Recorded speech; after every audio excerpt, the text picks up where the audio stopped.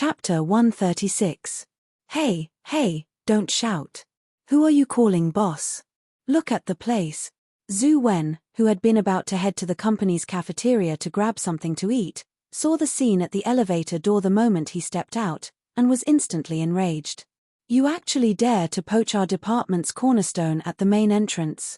If you guys poach the people from the virtual projects department, how are we going to survive? Get lost. Get back to your gaming department. Zhu Wen waved his hands and did not give the five a good look. He turned around and ran over to Fang Zhao. Boss, ignore them. Let's go in and talk. However, the five seemed to stick to him as they followed Fang Zhao into the virtual projects department. Zhu Wen could not squeeze them away. Wayne said that we will follow you from now on, a youngster with an afro said to Fang Zhao. The last time they had seen Fang Zhao was when he had just been recalled to the company. They had seen him in the elevator at the film department, but they had not taken it to heart. After all, Fang Zhao's specialization was different, and he was in a different department. But who could have expected this situation? On their first day of gaming, Wayne had set a target for them. They had worked like dogs to grind out points. When they had come out of the gaming capsule and seen their results, they had been a little pleased and a little apprehensive. They were pleased because they felt that they had done well. Those points were already considered high for them. Even if they were given a chance to do it again, they might not be able to do it. And apprehensive because their rankings were not ideal. They were all in their early 20s, and the oldest among the five was only 28. This was the first time they had experienced the strong competitiveness of the leaderboards. They had clearly done their best, but their rankings had not risen. If they had been careless, they would have been left far behind.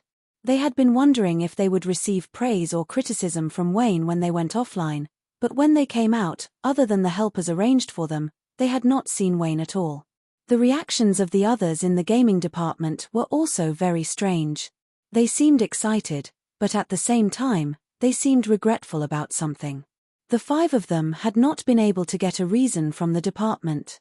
The reply they had received was just to do their best. Silverwing 50 Polarlight on the leaderboards and alive after 500 years, who had been occupying the top spot ever since the leaderboards had been refreshed, had really piqued their curiosity. They were all wondering if the rumors were true.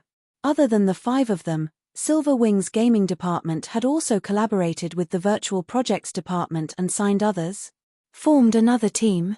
The five of them only saw Wayne at night. The moment they learned the truth from Wayne, they were so shocked that their jaws almost fell to the ground. Their minds went blank, and they didn't know how to react. Fang Zhao, the composer, the boss of the virtual projects department. He couldn't tell at all. Wayne taught them all night and gave them new instructions. Having been in charge of the gaming department for so many years, Wayne had his own methods. He was not an indecisive person, so when he made the decision, Wayne abandoned his original plan and did not let these five people continue to come online. Instead, he prepared for them to register new accounts and join the Silverwing 50 Polarlight team to enter District 79. If it were someone else, they wouldn't have been so decisive to throw away their first day of hard work.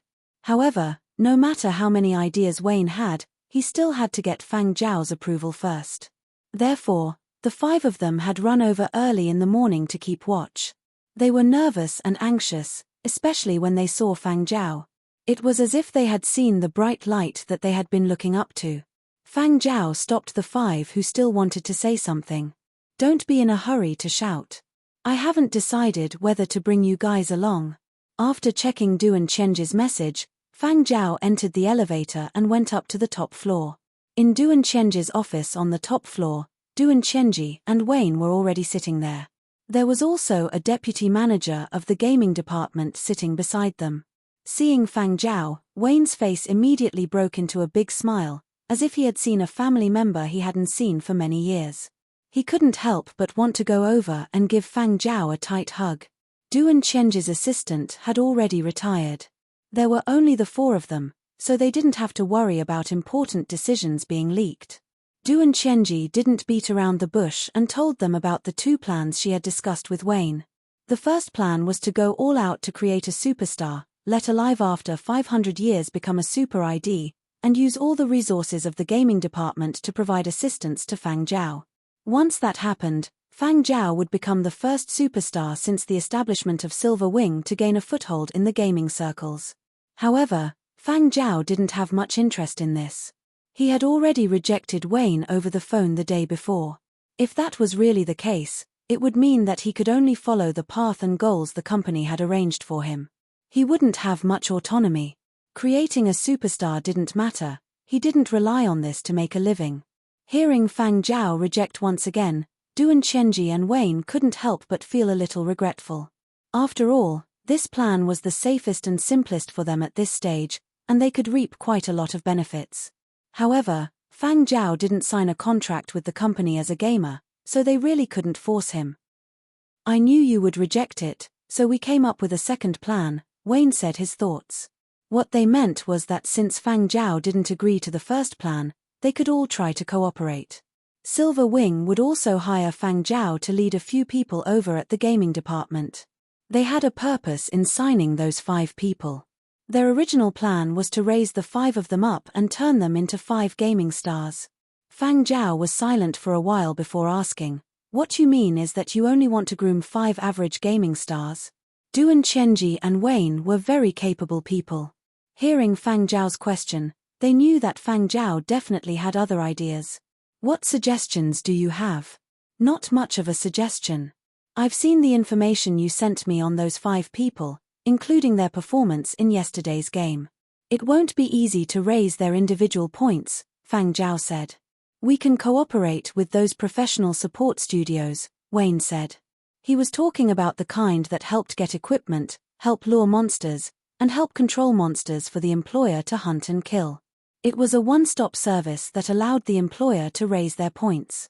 Previously, Wayne had cooperated with a studio and helped the 5 people who had signed a contract to farm points. Unfortunately, even with support, they couldn't compare to Fang Zhao's single-handedly. They didn't even get 1/5 of Fang Zhao's points. "My team doesn't have that kind of studio," Fang Zhao rejected mercilessly. "If you don't use a studio, just the few of you won't be able to meet the requirements. If that's the case, if you want to raise your points, you can only rely on your own team. It's not that I'm pouring cold water on you, but even though I don't know much about this, I know that 5 people is too little. Even if you are included, if we were to compete with the Big 5, the other second-tier esports clubs wouldn't be able to compete. Zhu Wen and the others are all amateurs. Furthermore, they have other jobs, so they can't be counted," Wayne analyzed. "Then recruit more people." Fang Zhao wasn't anxious about Wayne's doubts. He continued, "Previously, you guys also said that you would keep an eye on some seedlings. If you see any decent ones, sign them over. You think it's simple. It's not that I want to discourage you, but those outstanding targets don't have any interest in us. I have compiled a list myself and sent out invitations." Not a single one of them replied. "If you don't believe me, you can try." Before he could finish his sentence, Wayne suddenly paused. His eyes widened abruptly, as if he had thought of a crucial factor. His fists, which were resting on the armrests of his chair, clenched tightly. Even his breathing stopped for a moment. It wasn't that he couldn't sign people by offering a high price. It was just that he couldn't sign those that Wayne was satisfied with. It was that he didn't have the ability to poach those outstanding players. Wayne knew what he was capable of. Compared to many professional gamers in the gaming circle, he really wasn't much. Wayne. Who was he? This was the reaction that many gamers would have when they saw this name. This was also the reason why Wayne had received so few replies despite sending out so many invitations. Many people couldn't even be bothered to give a simple rejection. True disregard. However, Wayne could understand this. As an entertainment company, Silver Wing didn't have much involvement in esports. Its focus was on movies and other aspects. Thus, in many people's eyes, Silver Wing was the same as other entertainment companies. They only saw that the gaming industry was profitable and came over to play. Professional gamers with ambition normally wouldn't consider this kind of entertainment company.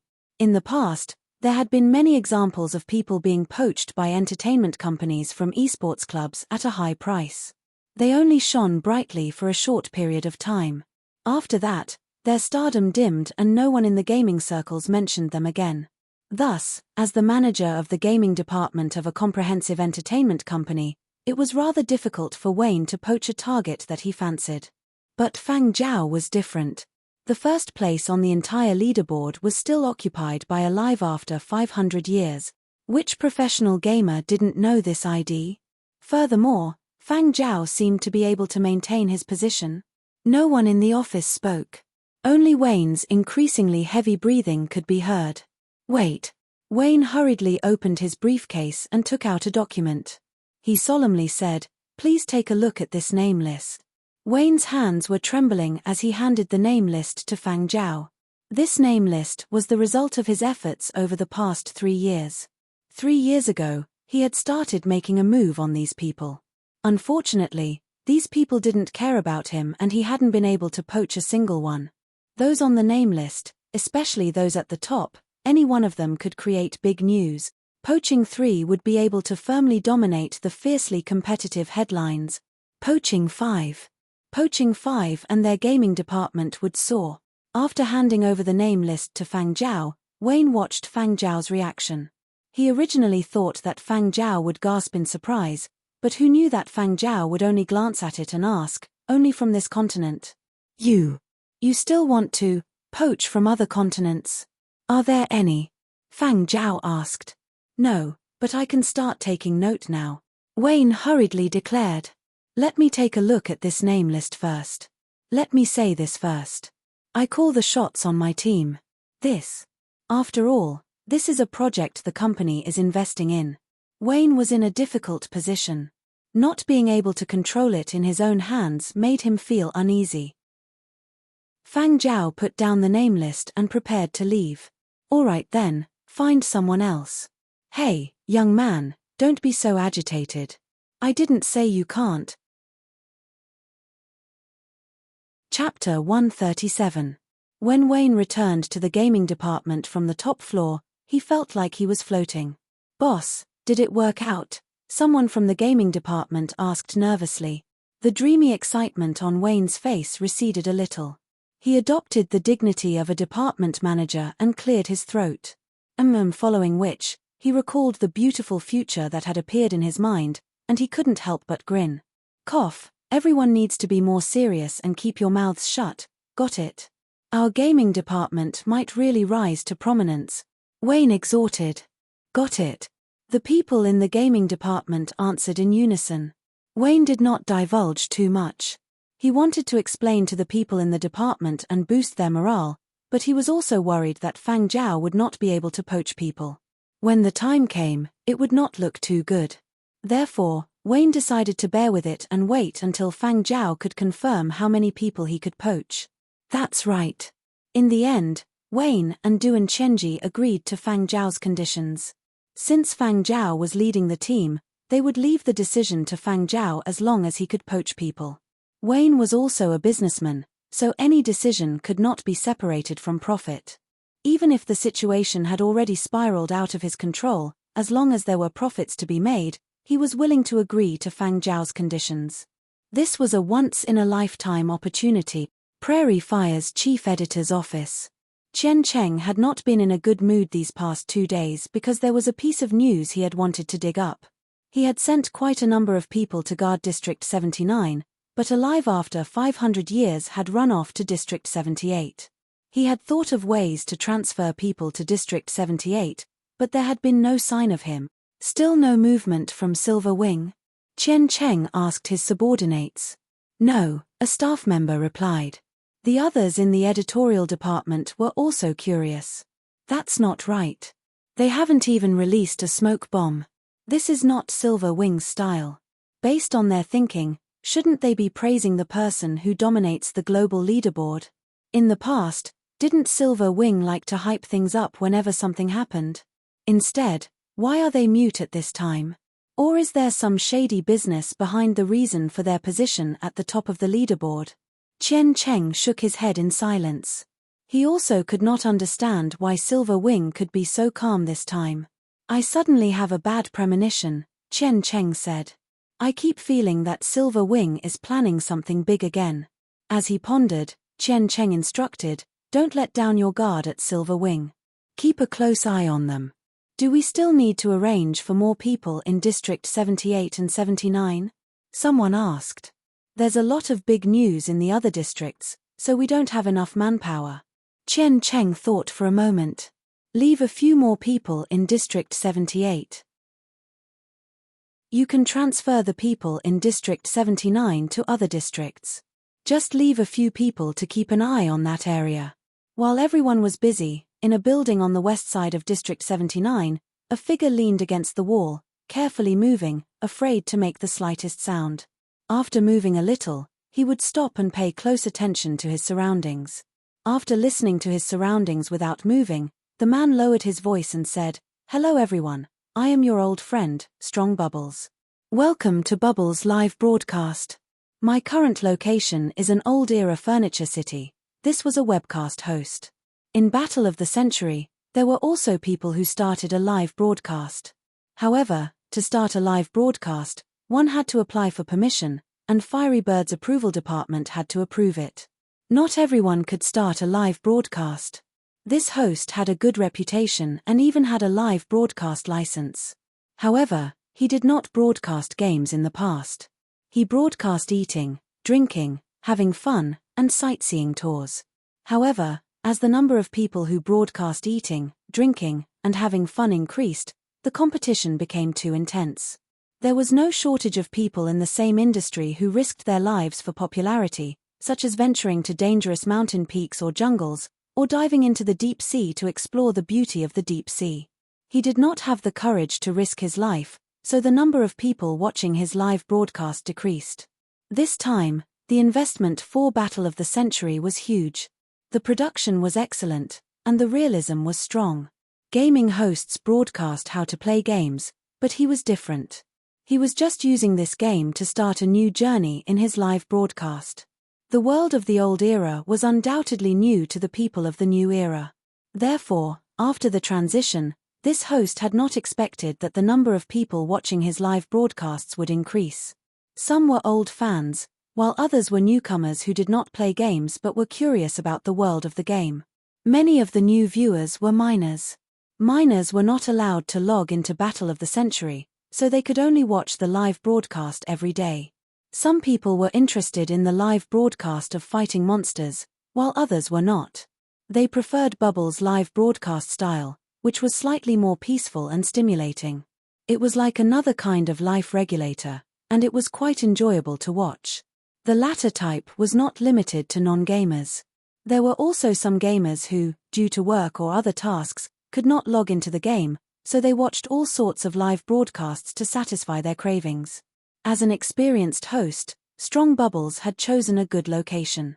His studio had provided him with a few accounts to choose from. He had chosen District 79 not because of anything else, but because the login point for District 79 was near the furniture city. The location was better, and it was easy to hide in the house. Outside the furniture city was a big crossroad. Although it was on the first floor, the windows on the first floor had anti-theft nets. If he hid in the room and looked out the window, he could see the situation at the crossroad outside. He had also seen other players killing monsters. Therefore, Strong Bubbles did not plan to leave this place for the time being. The scene that the viewers saw was decided by the host. The host could choose any perspective, or he could choose to use his own perspective. Strong Bubbles chose his own perspective. He liked to share what he saw with his own eyes with the audience. Just as he was about to tell his viewers about the interesting things he knew about the old era, he suddenly perked up. "It sounds like gunfire. It's coming this way. And, it sounds like a motorcycle. Although there aren't a lot of monsters in the city right now, there are still quite a few of them. The sound of the motorcycle can attract the attention of the monsters, and it might even drown out other sounds. It's difficult to sense danger by listening to sounds. I wonder if the rider has considered this problem. The gunfire is very close. It sounds like a team. Let's wait and see." He held his breath and carefully looked through the window in the direction of the sound. The sound of the motorcycle and the gunfire got closer. Soon, he saw a figure drifting around the corner of the street. There was only one figure. The huge black fuselage had tough lines and sharp corners. The engine roared at a high frequency, squeezing out an extremely powerful force. It was like a ferocious beast panting violently and hurriedly as it charged towards the crossroad. A heavy-duty T-Rex. The host was instantly excited. For the sake of the live broadcast, he had learned a lot about the old era. When Fiery Bird had released its peripherals, he had also bought a model of the heavy-duty T-Rex. However, back then, he had bought the racetrack version. Now, the one on the street was the street version, complete with headlights and reflectors. Because of the window and the anti-theft net, he could not see very clearly. Thus, he boldly opened the window, his face almost touching the anti-theft net to reduce the obstruction of his vision. At this moment, he could not care less about danger. For the sake of the live broadcast, he was going all out. Without the anti-theft net blocking his vision, he saw the person on the motorcycle rushing over. The other party was wearing a helmet, so he could not see his appearance. All he could see was that the other party was holding the handgun in his right hand and holding a handgun in his left. The gunfire was so close that it made people panic. Almost every shot killed a monster. The closer they got to the intersection, the more dangerous it became. Monsters appeared in all four directions, and the gunfire became even more intense. Some of the monsters were still half inside the buildings. Only their heads could be seen, and they were shot dead. Bang! Immediately after that, another gunshot rang out. The bullet passed through the gap in the window on the right side of the building and hit another monster inside. Bang, bang, bang. One by one, the monsters were shot dead. At this moment, they had reached the intersection. Monsters were running from all four sides of the street. This short moment brought with it a tidal wave of pressure. If it were someone else, even if they had 4 guns, it would be useless. They would not make it in time. However, the person on the motorcycle did not show any fear. Screech, the tires rubbed against the ground, creating a long, sharp sound. The motorcycle swung and slid forward. Together with the motorcycle, it was like a mad dragon stirring up the wind and rain. The muzzle of the gun kept spewing out fatal killing intent. As the motorcycle spun, the gun in the rider's hand was only a flying shadow. It was so fast that one could not see the gun clearly. One could only see the flames shooting out from the center of the storm.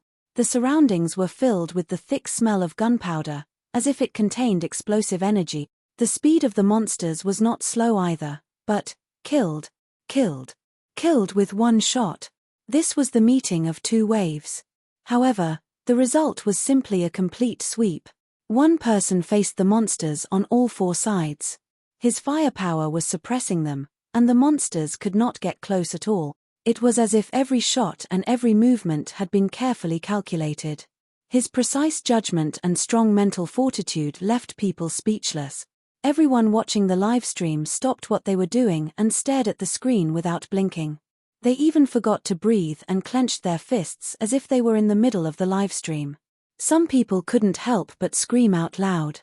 During the process of turning, the opponent could accurately shoot the monster's head. Even if they were on the motorcycle, they might not be able to easily shoot the monster's bodies, let alone their head. What kind of strength was this? After a storm of shooting, the black motorcycle bypassed the corpses on the ground and left. The gunshots did not stop. For that person, the battle was not over. However, the gunshots quickly moved away from the intersection, leaving behind the angry and unwilling roars of the monsters that rushed over after hearing the gunshots. The host swallowed his saliva and carefully moved his body back into the room, closing the window. When he closed the window, his hands were still trembling. His emotions had not fully recovered from the scene just now. From the moment the rider appeared in the host's line of sight to the moment it disappeared, less than half a minute had passed. Many people watching the live broadcast had a layer of sweat on their backs. Their muscles were stiff from the excessive tension just now, and they could not recover for a long time. In the chat room of Bubble's live broadcast channel, the audience finally recovered and exploded. Fuck. That driving skill, sliding and turning 360 degrees to shoot at the same time. My bro. That street version of the T-Rex has been verified. This is the third T-Rex that has appeared in our Yangju since the start of the game, but this is the first person to drive a T-Rex into the air. Awesome. Yesterday, I got a normal motorcycle from an underground garage. I wasn't stable and fell and fractured my bones. Luckily, it was just a game. After an afternoon of treatment, I'm still alive and kicking. Now, watching someone drive like that, I feel goosebumps all over my body. I'm afraid I'll fall the next moment. I missed the previous part. It was sliding and turning 360 degrees to shoot at the same time. Just now, when he was turning and shooting, he switched guns. I don't know how many times he switched, but judging from the sound, it's definitely a different gun model. Just now, I think I saw a few monsters get stopped in their leaping motions. It must have been caused after he switched guns, like a shotgun or something. It was just that it was too fast. My eyes couldn't keep up. Did you guys clearly see the way he switched guns? I didn't see it clearly at all. Bubbles, did you record that video just now? Slow it down. I want to know how many times he switched guns in that short period of sliding and turning. At that time, he actually switched guns. Even a tenth of a second delay could result in failure and death. Not to mention the possible consequences of switching guns wrongly. My dad asked me why I was kneeling while watching the live broadcast. Godly operation. Don't talk about accuracy. He switched guns so quickly. Could he have made a mistake? The last time I encountered a monster, I had intended to switch to a shotgun, but in the end, I was too excited. When I pulled out my gun and was about to pull the trigger, I realized I was pulling out a chicken drumstick. At that time, I was so scared that I threw the drumstick away. The consequences of not tidying up the game bag. The brother who switched guns and turned them into drumsticks, did the drumstick monster eat that chicken drumstick? I don't know. At that time, I was too busy running and didn't dare to look back. Hey, don't change the topic. Back to business. Did you guys think that person just now looked a little familiar? I couldn't see clearly because he was wearing a helmet, but he did look a little familiar, like I've seen him somewhere before. Although the helmet wasn't a motorcycle helmet and the clothes weren't a motorcycle suit, don't you guys think that this person looked a little like the mystery person who raced with 2S and Boom a month ago? Especially the sliding and turning at the intersection. The difference is that last time he turned 180 degrees, this time he turned 360 degrees. He didn't raise his tail, but he switched guns and shot. Seeing his shooting, I only thought of the mythical character of District 79, alive after 500 years. In District 79, it seems like only he can create such a sweeping effect. TSK, I finally got to see the point sweeping ability of the top player on the leaderboard. But now that I heard you guys mention it, this person is the mystery person who stepped on Kuzimo and Olaf during 2S and Boom's practice match last month. Chapter 138. If the mysterious person who had appeared at 3S and Boom last month was the same person as alive after 500 years who had appeared at the top of the leaderboards in District 79, then they have been at each other's throats from the start. To go up against the Big Five, not only did one need guts, one also needed strength to back it up. Over the years, over at Yangju, although there had been people who had attacked and shaken the position of the Big Five, in the end, they had still managed to stand firm. Now, there was another person who possessed both strength and guts. Or perhaps, it could be said that the unknown power supported by Silver Wing had long declared war on the Big Five. This was what many people guessed. Regardless of whether the truth was the same as what everyone guessed, that day in District 79 was destined to be an extraordinary day. The commotion was not small, and many gamers had seen the figure riding a heavy-duty motorcycle and sweeping up points like a torrential storm. He's back again. That point-sweeping machine is actually back again. He's sweeping points to the point of insanity. This is the first time I've personally witnessed the point-sweeping ability of the top player on the leaderboards. Respect. Coming online this time was worth it. When many gamers in District 79 heard the concentrated gunfire, they knew that the god had returned from District 78. Furthermore, he had appeared on Yenjo's 3rd Street version of the T-Rex. The point sweeping was even more intense than the previous time. The chief editor of the popular media company Prairie Fire, Chen Cheng, was regretting his decision. He had just transferred a batch of people away from District 79. He had originally thought that the other party would not appear in District 79 for the time being, so he had only left a few people to keep an eye on District 79. On the other hand, he had released quite a number of people over at District 78. In the end, when he had turned around, he had heard the commotion in District 79. He had hurriedly transferred people over to District 79, but after all, he had still missed it. What he had been able to capture was limited.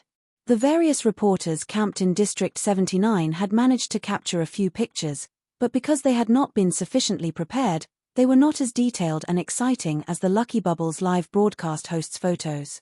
After that, the staff of Bubbles' live broadcast studio made an urgent video. They slowed down a few of the recorded scenes and analyzed them. Then, they broadcast it in the afternoon through the live broadcast channel. At that time, I maintained a posture of worship and sent him off with my eyes. Too awesome. The host, Bubbles, did not exaggerate his praise. Even now, when he recalled that scene, his emotions still surged. He wasn't a fan of games, but this was the first time he had experienced that kind of excitement as a bystander. The players who had already received the news also searched for Bubbles' livestream channel to watch the situation that they couldn't see, especially those who weren't in District 79. They could only see the various media outlets fighting to report on the District 79 point sweep incident, but those reports either had bad angles or only had pictures. They were so rushed that they could only hear the intense sounds of explosions and blurry images.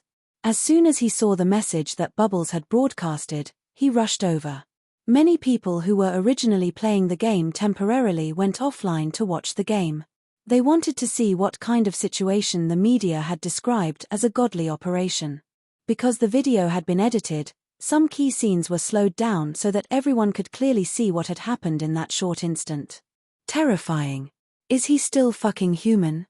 If I hadn't seen this video, if so many people hadn't seen it with their own eyes, I would have doubted its authenticity. If I didn't slow down the video, I wouldn't have been able to see his hand movements at all, and I wouldn't have noticed him changing his spear. He did it too quickly. 3 times. He could actually change his spear 3 times at that time. Furthermore, every time he did it, he had a purpose. If you look closely at his shots, you can see how strong his willpower is. I just stared at the slow motion of him loading the gun with one hand. It was so cool. Too bad the monster was in the way, so I couldn't see the gun completely. Does anyone know the model of that crappy shotgun? I picked up a similar one once, but I couldn't use it, so I threw it away.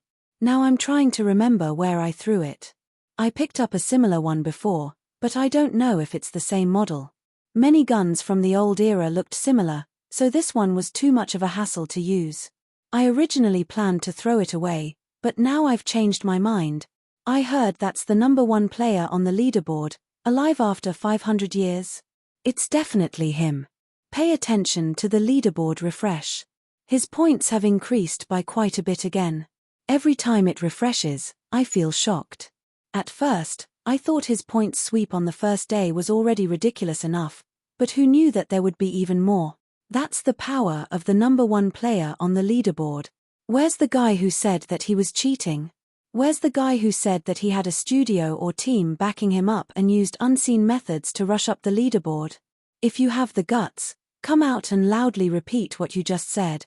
Who can do this kind of operation? There's no other person who can sweep up points like this, right? I dare say that as long as he goes online to sweep up points, he will be the king of the leaderboard. If he is overtaken one day, it will definitely be because he doesn't want to play anymore. On the internet, no one who saw the video could remain calm, including the professional esports players who had gone offline to rest. They were all dumbfounded. How was this something a studio had promoted? This was completely an individual's strength. The number of people watching Bubbles' livestream kept increasing. Within half an hour, the number of views went from 6 digits to 8 digits, and it looked like it was about to hit 9 digits. And this was only half an hour later. It's going to be popular, someone from the studio said excitedly. Bubbles, you made the right choice. Doing a live stream in this game is indeed more promising than before. Look, you've only been playing for a few days, and the opportunity has come. Another person said to the host who had just gone offline. There are advertisers who want to work with us. Oh, there's also a media company who wants to buy our news. Send it, send it. We're going to be rich this time. Wait. Don't reply to those first. Business is here. Rising Dragon's editor-in-chief left us a private message. Rising Dragon? That's the world's largest online gaming community. Yes, that's them. Looking at the message, it's verified. It's definitely them. They want to buy the exclusive rights to the original video, and the price is very high. The person from Bubbles Studio saw the other party's offer, and his voice trembled. If it wasn't for the fact that he didn't have the right to decide, he might have already agreed. In the end, Rising Dragon bought the exclusive right to use the video at a high price that no one in Bubbles' live streaming studio could refuse. That was to say, apart from Bubbles' live streaming, only Rising Dragon could use the video they shot in the entire world. Thus, the next day, in Rising Dragon's daily news section, the headline was the crazy killing scene of sliding at the crossroads and then turning 360 degrees to shoot. And it was very likely to be the best of the week. Behind this video were the crazed screams of gamers all over the world who saw the news. They wanted nothing more than to kneel on the spot. The people who did flying stunts were excited, and all of them imitated the sliding and turning 360 degrees. Some people saw a business opportunity and started a training class to teach those who were interested how to do it. However, this was only in the game. In reality, people would die if they tried it.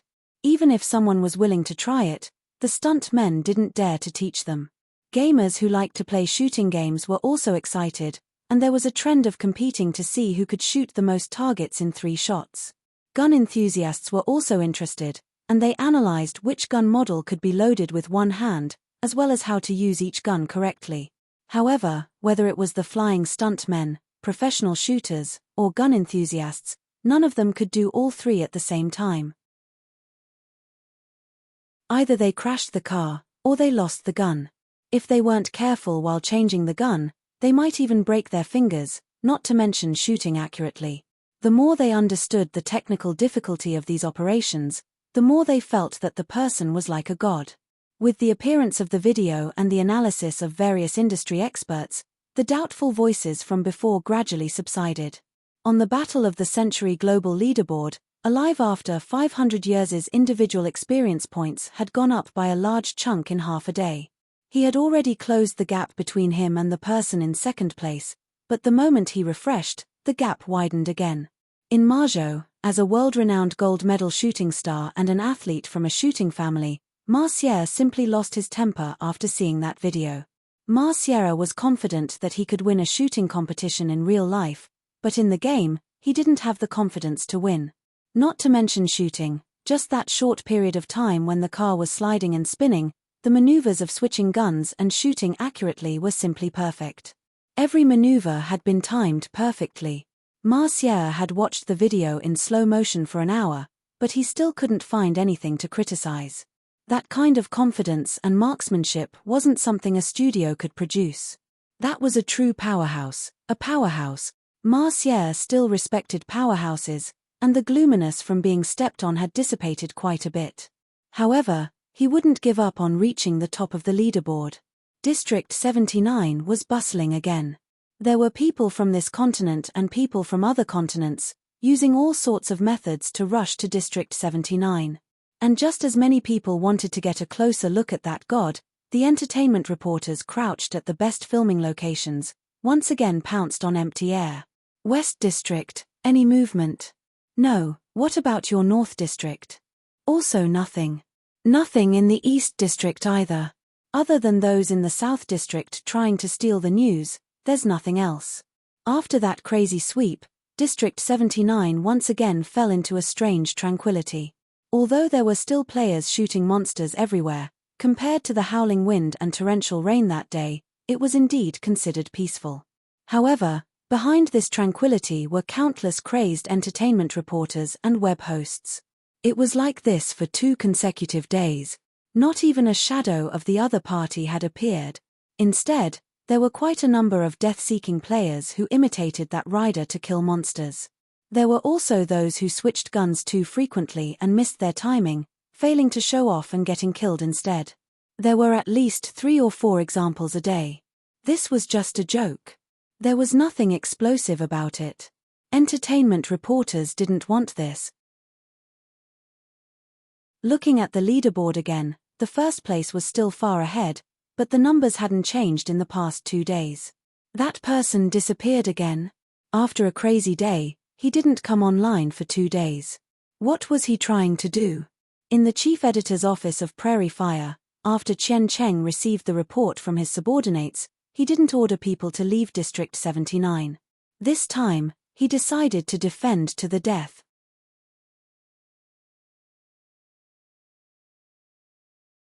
Chapter 139.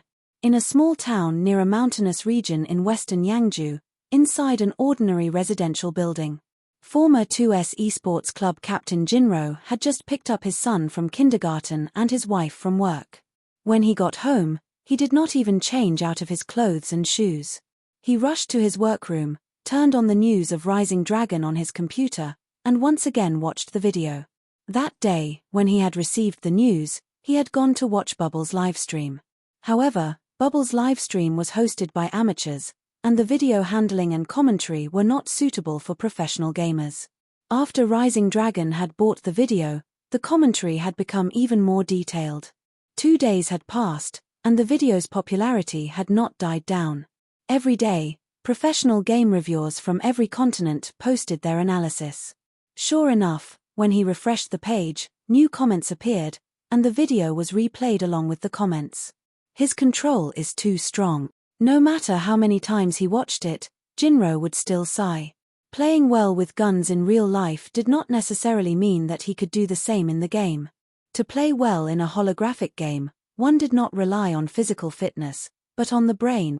One had to have the mental support. If one's control was lacking, then it was not you playing the game, but the game playing you. There were still differences between reality and games. This was also why many people who were not physically fit in the real world could run amok in games. Just by looking at the speed at which the person in the video had switched guns and his shooting reflexes, one could tell that his control were definitely god level.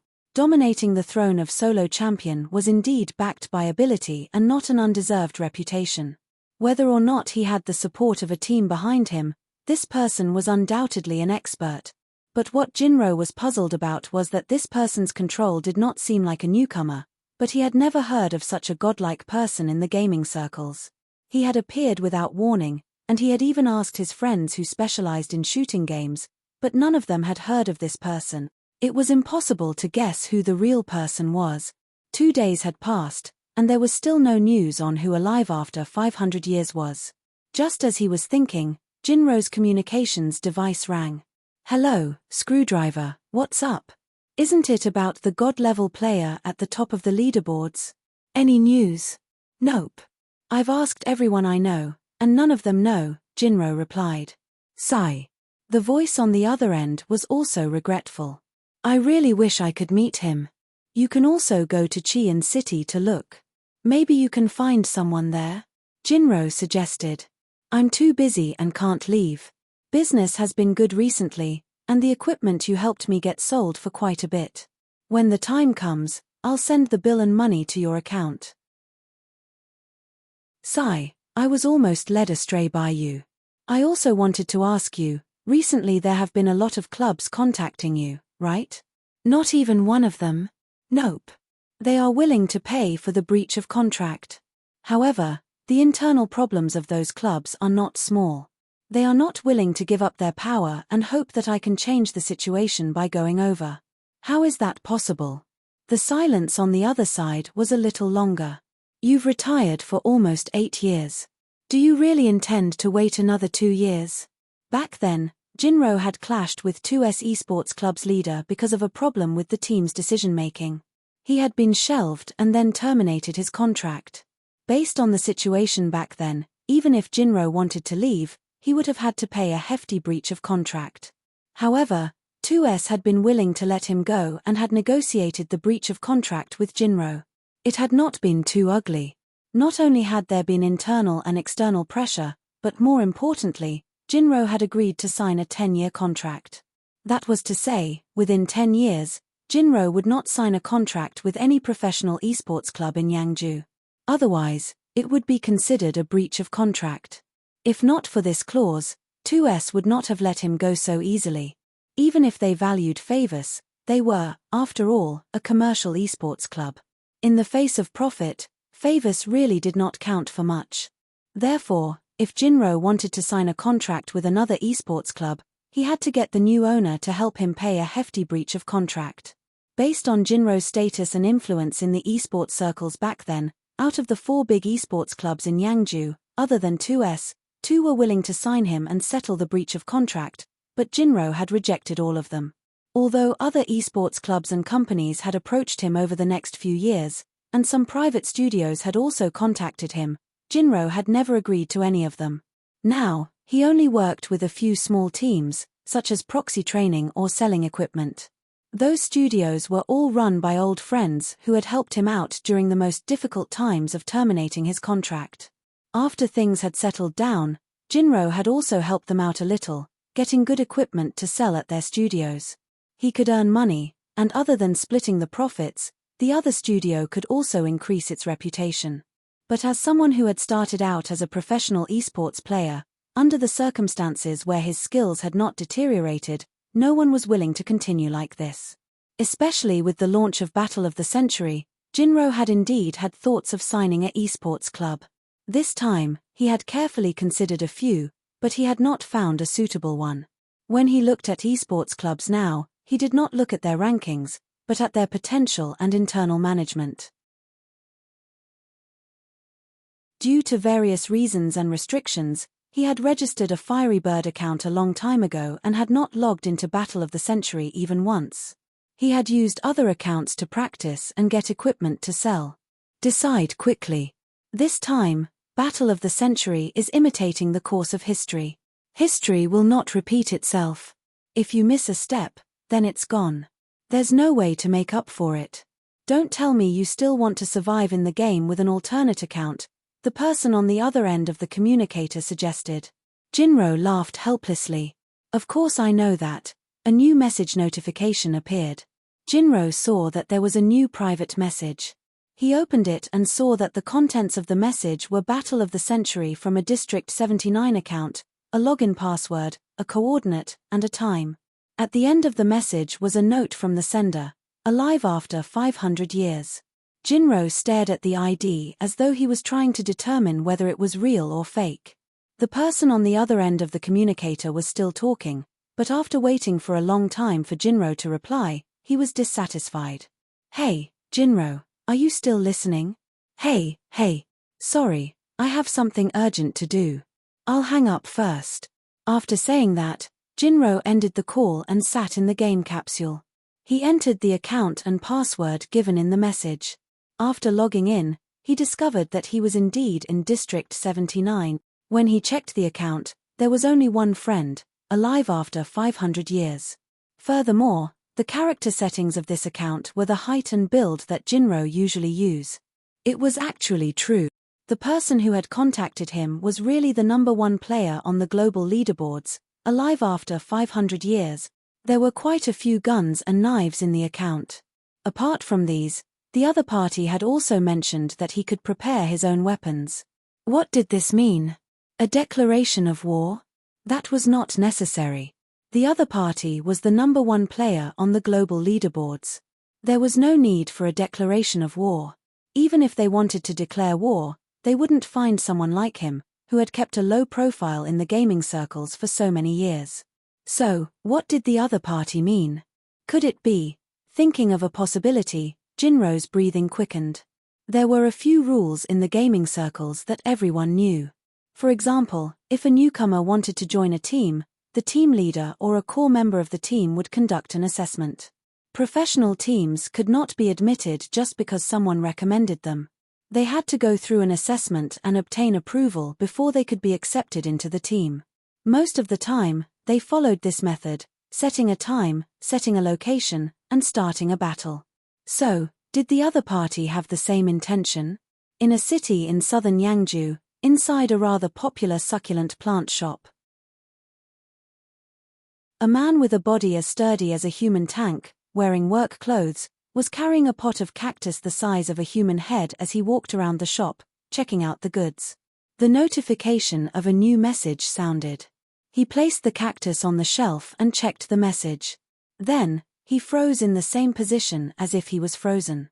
After a while, his neck stiffly twisted and he looked at the plants on the shelf beside him before immediately turning back to look at the new message.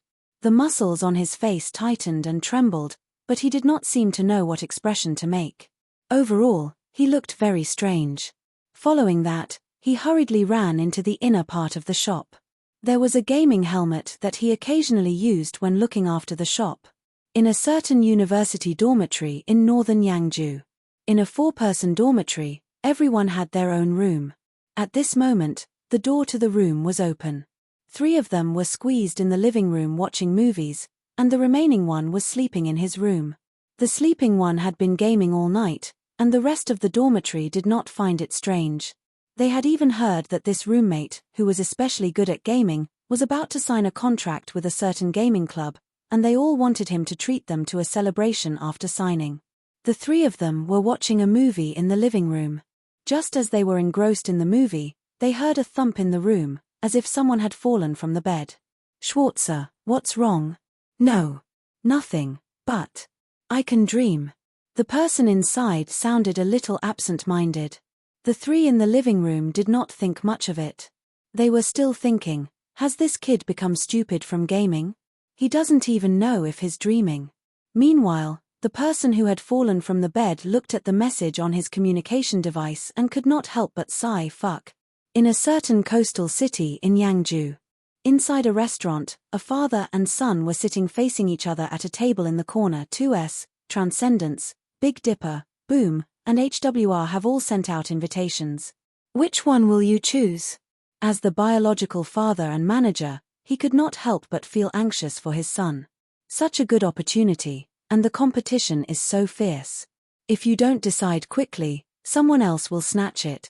What's the rush? A young man with a pair of large earphones around his neck leaned forward unhurriedly. He bit on the straw in his drink bottle and sucked on it for fun. He did not seem to take his father's words to heart, but he still leisurely explained to his father. "I don't want to go to the Big 5 yet. The competition there is too intense. If I enter now, I will only start from Team 2 or 3. If that's the case, I might as well join a slightly inferior club. Maybe I can enter the main team straight away. I still feel that you should enter the Big 5. Given your ability, you can definitely jump from Team 2 or 3 to the main team very quickly. After all, it's the Big 5. However, if you want to enter the main team of another club, that's fine too. You better hurry up and choose. What's the rush? Let me see a message first." The young man continued to slurp his drink loudly, challenging his father's hearing. Even his biological father could not stand his son's behavior. He wanted to give him a slap, but just as he was about to reprimand him, he saw his son suddenly spit out a mouthful of drink. With an anxious expression, he got up and ran out. "Go, go, go. What happened? I want to find a computer to log in. There's so much food and we haven't finished eating. Why are you in such a hurry?" "Hurry. I'm in a hurry now.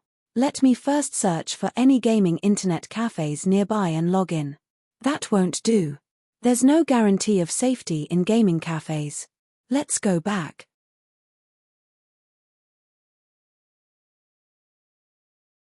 Chapter 140. The coordinates were at the edge of District 79, a little far from the city center. There were no other people in sight, and there were many factory buildings on the side of the road. Most players would not stay here for long because there was no food here. To survive in the game, one still needed food to support them. After Jinro logged in, he headed for the coordinates. The account's login location was not too far from the coordinates, about 2 kilometers. For other newbies or players with weaker skills, it would be very difficult for them to cross 1 kilometer safely. This was probably a preliminary test given by the other party. Jinro thought to himself. Thinking back to the video of Alive after 500 years riding a heavy-duty motorcycle and clearing monsters on the streets, it was clear that the other party could have moved the account's login location to the destination. However, the other party did not do so. Since the account's login location was 2 kilometers away from the destination, it was probably to test his ability. If he could not even cross 2 kilometers safely, the other party would probably not bother with him anymore. The other party had given him a time of 10 in the morning the day after tomorrow.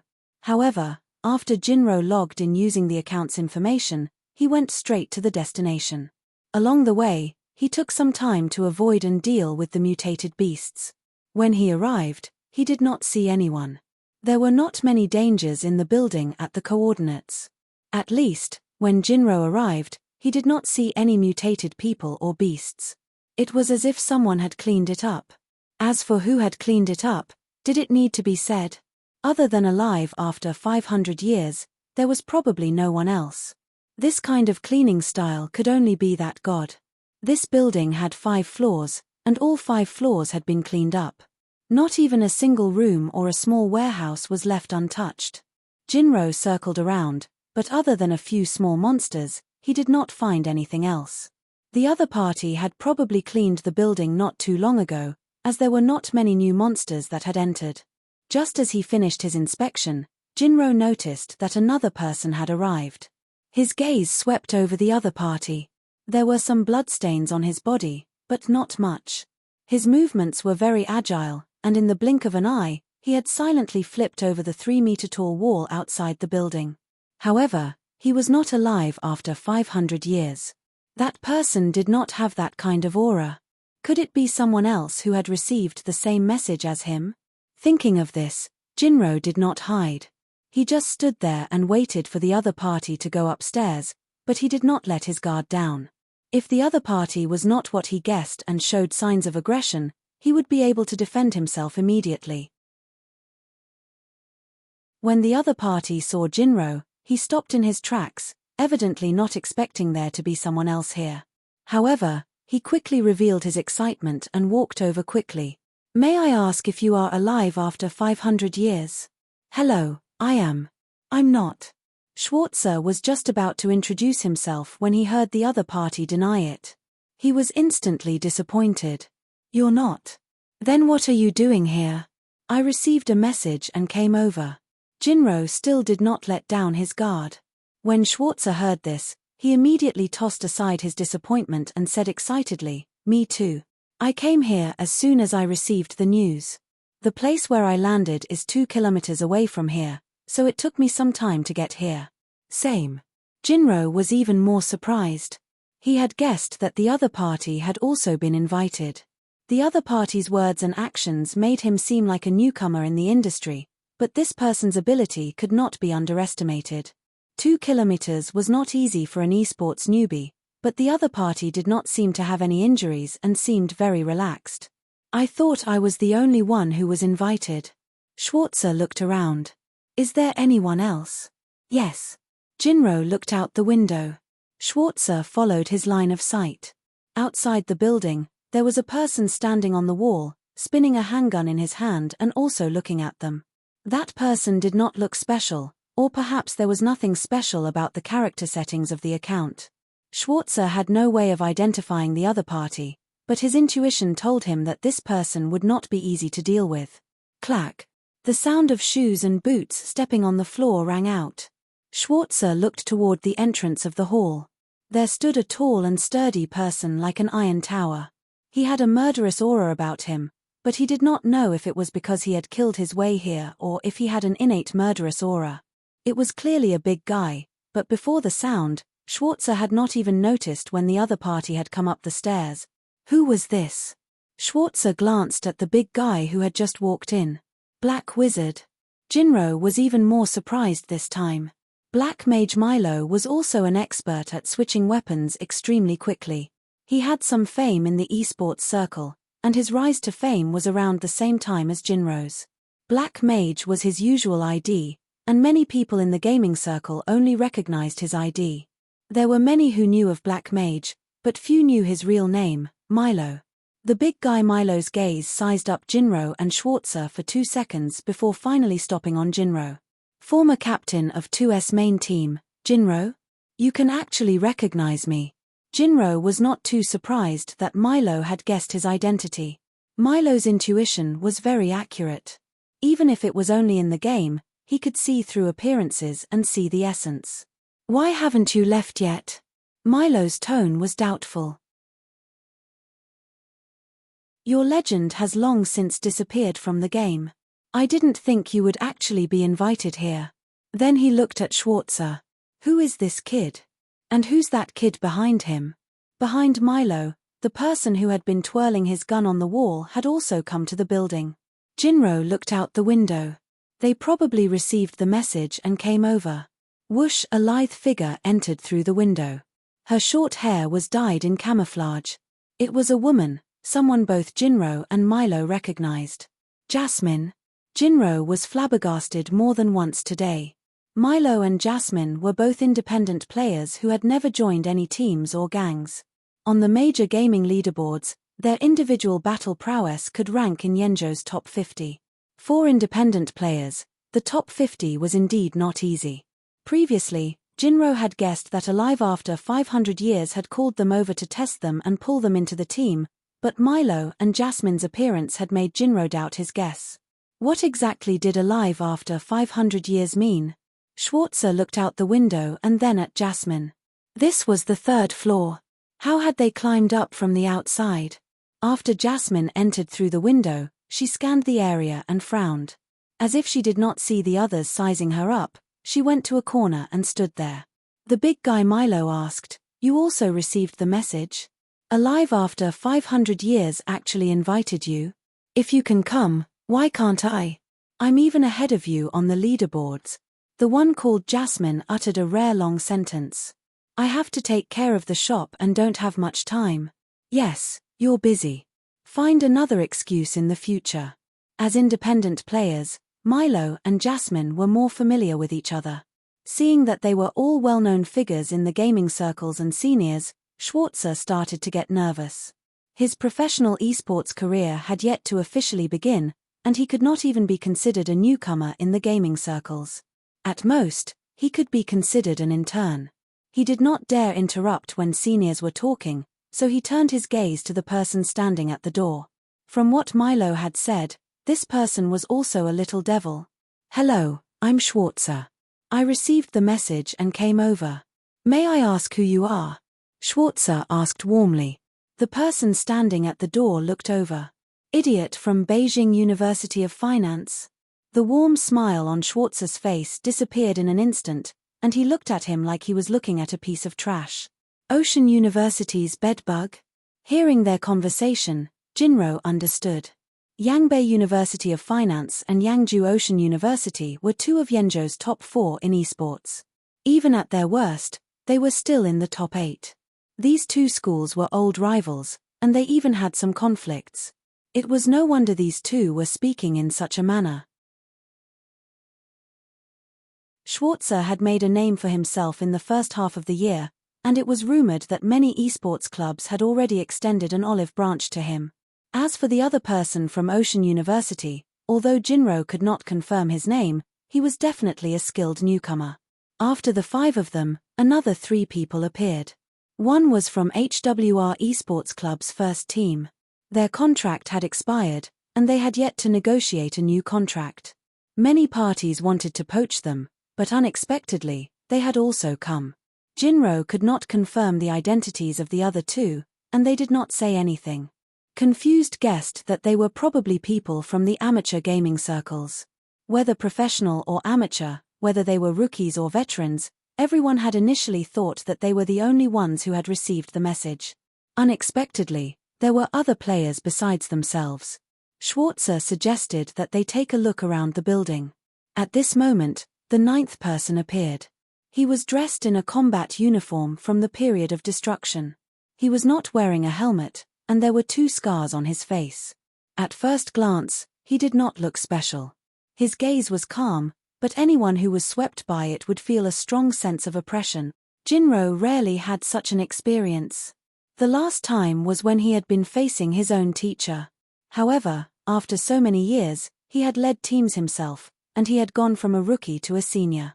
But now, facing this person, he still felt a pressure that came from the bottom of his heart.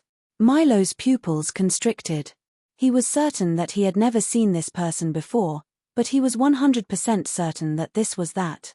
Alive after 500 years? The 8 of them asked almost simultaneously. Before this, they had all wondered what kind of person the person who occupied the top spot on the global leaderboards was. How could they recognize him? But now they knew that when they actually saw him, there was no need to think about anything else. A voice in their hearts told them, "This is him." Schwarzer was so excited that his voice was trembling. He shuffled his 2 legs over. "God, hello." Before logging into the game, Schwarzer had prepared a lot of questions, but now, he was stuck after just one sentence. The 8 of them fell silent. It was not that they did not want to say anything. They had prepared a bellyful of questions, but now, they suddenly felt afraid to open their mouths. Especially when the other party's gaze swept over. Not bad speed. Fang Zhao looked at the 8 people present and felt satisfied. He had gone online an hour after sending the message. He had wondered if anyone would wait until the day after tomorrow to arrive. He had not expected that all 8 of them would arrive. At this moment, the 8 of them were still silent, but they had a strange feeling in their hearts. Were they being praised? They actually felt a little excited. The 8 of them, who had been at a loss as to why they felt this way, were jolted back to reality by the other party's next sentence. "I'll give you a chance to kill me," Fang Zhao said. "The day after tomorrow at 10 a.m., right here. There are no other restrictions." For many professional esports gamers, the greatest sense of accomplishment was not how many points they could obtain in the end, but rather, killing a powerful opponent. Even Schwarzer, who had always chased after famous stars in the esports circles, wanted to kill his own idols at least once. Back when he had been in his 2nd year of middle school, Schwarzer had issued a challenge to a few esports stars he had idolized. Unfortunately, he had been drowned in the vast sea of information, and no one had paid attention to him. Now that he was in college and had grown up, he could come into contact with more competitive games, and the esports stars he idolized had changed. Now, he had just started idolizing alive after 500 years when he heard the other party giving him this kind of opportunity. Excitement. Excitement. "Who wants to withdraw?" Fang Zhao asked. Not a single one of the 8 uttered a word, but their eyes were filled with impatience. It was impossible to remain calm when sparring with the #1 expert on the global leaderboards. They were also wondering if they could kill this god that had suddenly appeared out of nowhere. No one would choose to withdraw at this time. "Very well," Fang Zhao continued. "If anyone isn't satisfied with their account settings, you can switch to a more convenient account." Still, no one uttered a word. Because the accounts and character settings Fang Zhao had given them were all based on their usual settings, there was indeed no need to switch. Since there are no problems, then you are dismissed. You can familiarize yourselves with the venue. This is my first time here as well. What he meant was that in terms of familiarity with this place, he and the other 8 people present had started out pretty much the same. The only difference was that he had swept this place in the morning. Schwarzer almost couldn't help but suck in a breath of cold air. On the way here, he had noticed that he hadn't seen a single mutated person or beast. Swept all of them? No wonder this person's points on the leaderboards had dropped again. Seeing that the other party was about to go offline, Jinro hurriedly spoke up. "Please wait a moment." Jinro stared at the other person's gaze and asked, "This is the assessment you gave. If we pass, will you invite us to join your team?" He had even subconsciously used the word "sir" when addressing Fang Zhao. This question was also what the others wanted to know. Regarding this, Fang Zhao did not hide it. Yes. His objective was to recruit new members. Jinro let out a long sigh of relief. As long as he got this answer, it would be fine. "Then what if I want to participate in your assessment but don't want to join your team?" Big Milo, a well-known unaffiliated player in the gaming circles, Black Mage, asked. Fang Zhao glanced at him. It doesn't matter. Just give it another beating. The 8.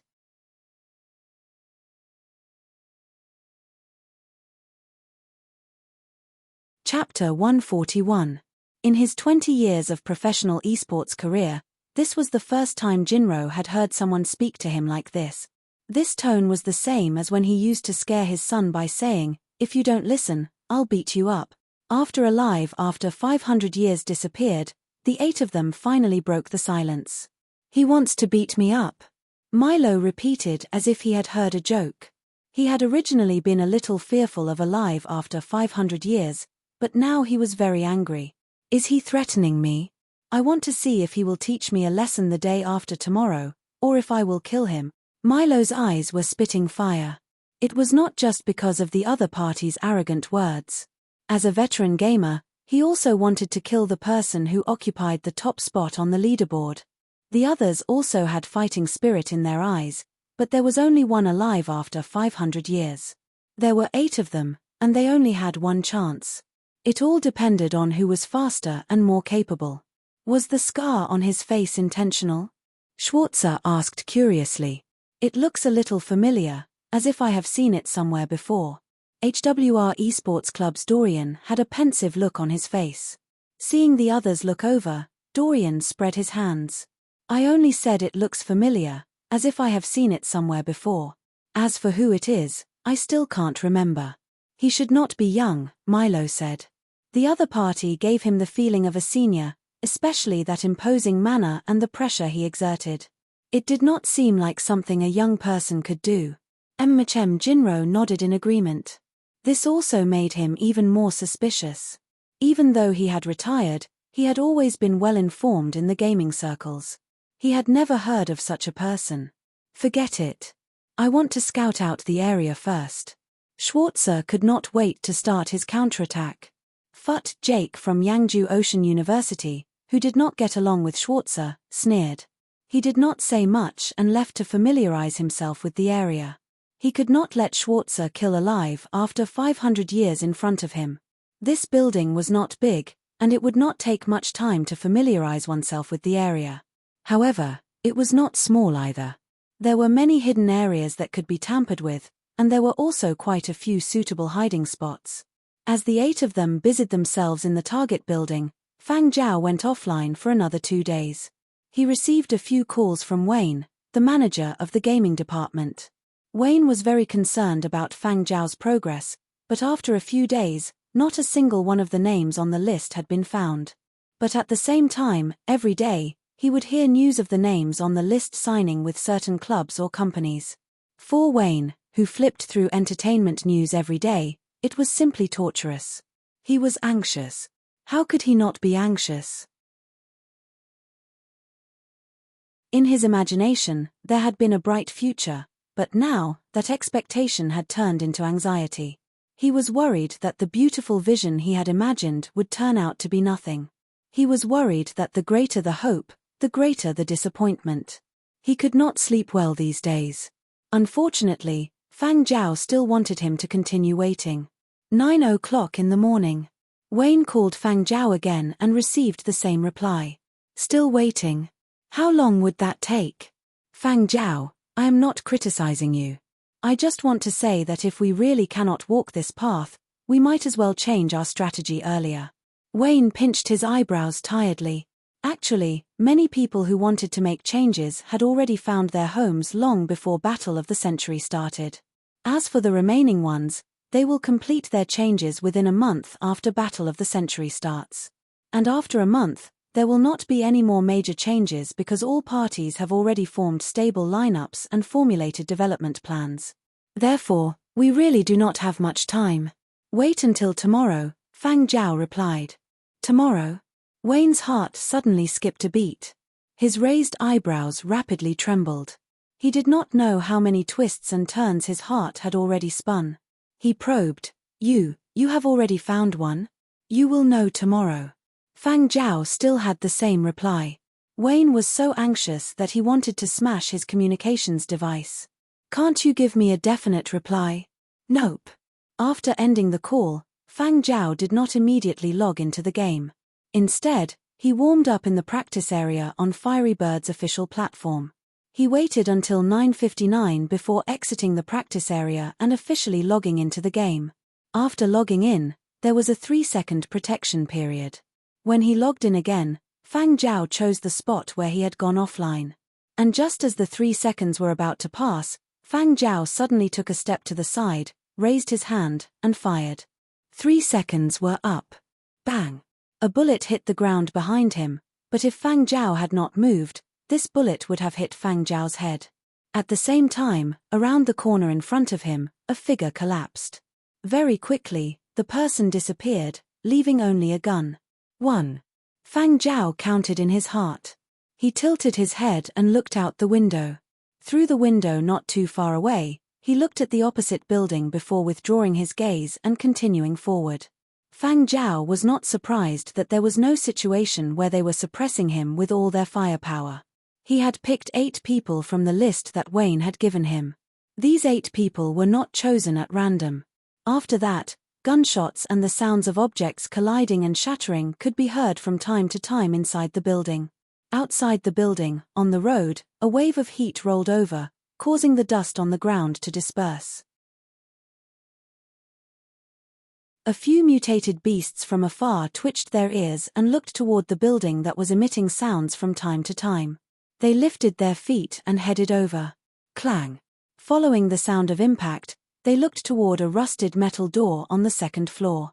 The metal door seemed to have received a huge impact from the inside and was protruding outwards. The layer of rust on the outside of the metal door started to fall as the door shook. With a creak, the metal door also toppled outwards.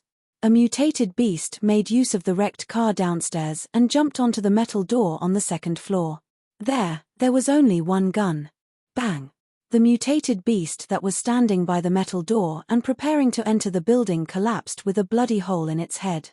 Bang, bang, bang. After a few consecutive gunshots, all the mutated beasts near the building were shot dead. However, some of them were killed by Fang Zhao, while others were shot by people hiding in other parts of the building. The difference was that Fang Zhao did not conceal his whereabouts, but the people who shot the mutated beasts were using guns equipped with silencers. The gunshots inside the building continued. After a short pause, they suddenly became more intense and ferocious. Glass shards fell from the windows, and there was a hole in the wall. Inside the 4th floor, wooden tables, porcelain, and other objects flew everywhere. Light bulbs exploded, and debris fell from the walls and ceiling. Then, suddenly, all the gunshots stopped. The sound of a person falling to the ground was not obvious when compared to the sound of objects falling to the ground. After a short period of silence, there was another series of gunshots. Every time a gunshot rang out, there would be an invisible pressure that would spread out. Outside the building, on the road without sunlight, a gust of wind without any rhythm blew dust into the distance. From time to time, some mutated beasts heard the commotion and approached the building, but none of them were able to enter the building. They were all shot to death when they got close. Half an hour later, all the gunshots stopped. This time, it was no longer a short pause, but a real one. Jasmine, whose hair was dyed camouflage, walked over from the opposite building with a gloomy face. She stopped at the entrance and pushed her hair back in frustration. After a heavy sigh, she still walked in. It was still the 3rd floor, the same spot where they had first seen alive after 500 years. "Oh, you're all here?" Jasmine's tone was a little more relaxed, and she did not feel as frustrated as before. Milo was squatting on the ground, chewing on a piece of wood he had picked up somewhere. His expression was even worse than Jasmine's. Seeing Jasmine enter, he spat out the wood. "Are you happy?" Jasmine raised an eyebrow and did not reply. Instead, she looked left and right. All 8 of them were here. "Where's alive after 500 years?" Jasmine asked. "I don't know. He should have logged off." Jinro stretched his arms. His eyes were unfocused, as if he was pondering some profound question. "Does this count as a failure?" Schwarzer said. "I was directly kicked offline. Just one kick, no tricks at all." Schwarzer could not help but tremble when he recalled the moment he had been kicked offline. He had set up a trap and a disguise to attract alive after 500 years' attention while he hid in the shadows. While the other party was distracted, he had relied on his agility to launch a sneak attack. In the end, he had been kicked offline. The metal door that had been knocked down had been his doing. I hid in the building over there, but I was discovered right from the start. Jasmine was different from the others. She had not hidden in the building. Alive after 500 years had only said that he would appear here, but he had not said that the others had to stay here. Thus, she had hidden herself in the building next door. Unfortunately, just as she thought she was about to succeed, before she could pull the trigger, she was shot offline by the other party. Her sniping had failed and she had been killed instead. Seeing that Milo did not make a sound, Jasmine kicked him. "What about you?" Milo's expression changed. He did not want to talk about this topic. "It's already over. What's the point of talking about this?" Milo did not want to say that he had been given special treatment by Alive after 500 years. Regardless of close-quarters combat, regardless of which gun he switched to, he had been completely suppressed. He had truly experienced what despair was. At first, Milo had thought that the other party could not do anything to him, which was why he had been in a deadlock for so long. Now that he had heard what the others had to say, he realized that the other party might have been able to knock him offline in one move. As for why he had been delayed for so long, Milo wished he could give himself a slap. Who asked you to have such a cheap mouth? Even his favorite automatic rifle had been taken away by the other party. He had logged back in and asked around. Everyone else's gun had not been taken away, but his had. This was simply revenge. Special treatment. Milo thought to himself, if he hadn't asked that question that day, would he have been given special treatment? He had been beaten and shot, and he had even lost his favorite gun. How frustrating. How could he say that? "Then what do we do now?" Schwarzer asked. The blow he had received today was a little big. He had truly experienced the difference, but he was not in low spirits. He had been defeated by his idol. Although he had been mercilessly kicked offline, his heart had not changed. His idol was still his idol. Wait, I received a message. Jinro sensed a new message notification on his account and stopped talking to check it. He was a little nervous, but very quickly, his eyes lit up. "I got one too," the big guy Milo hurriedly said.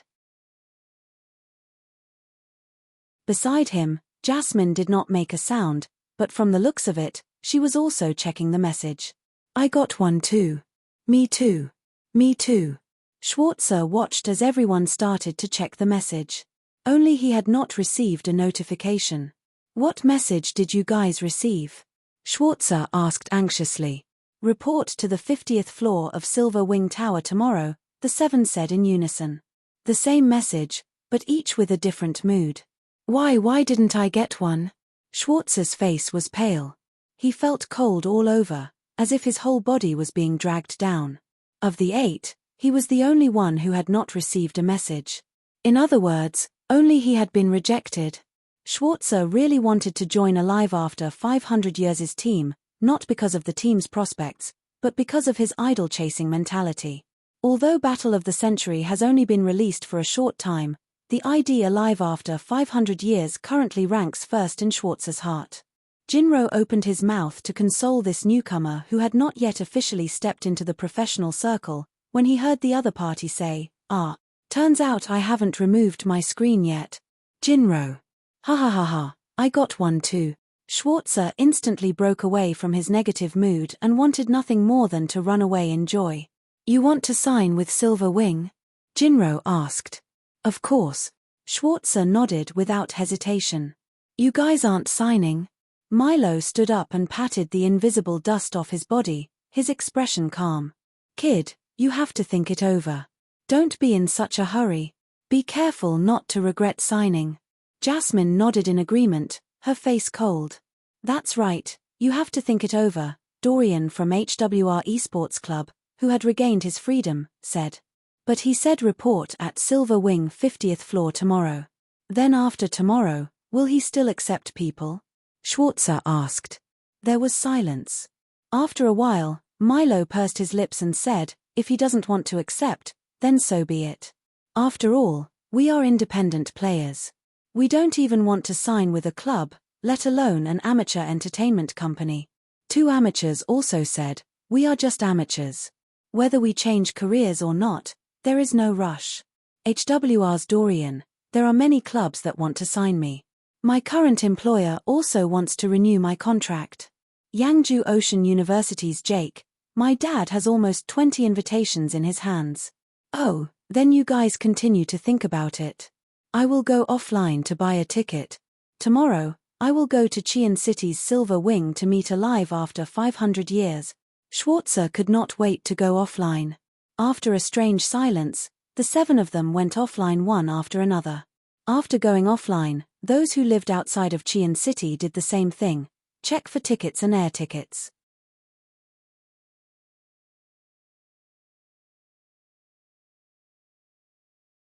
Chapter 142.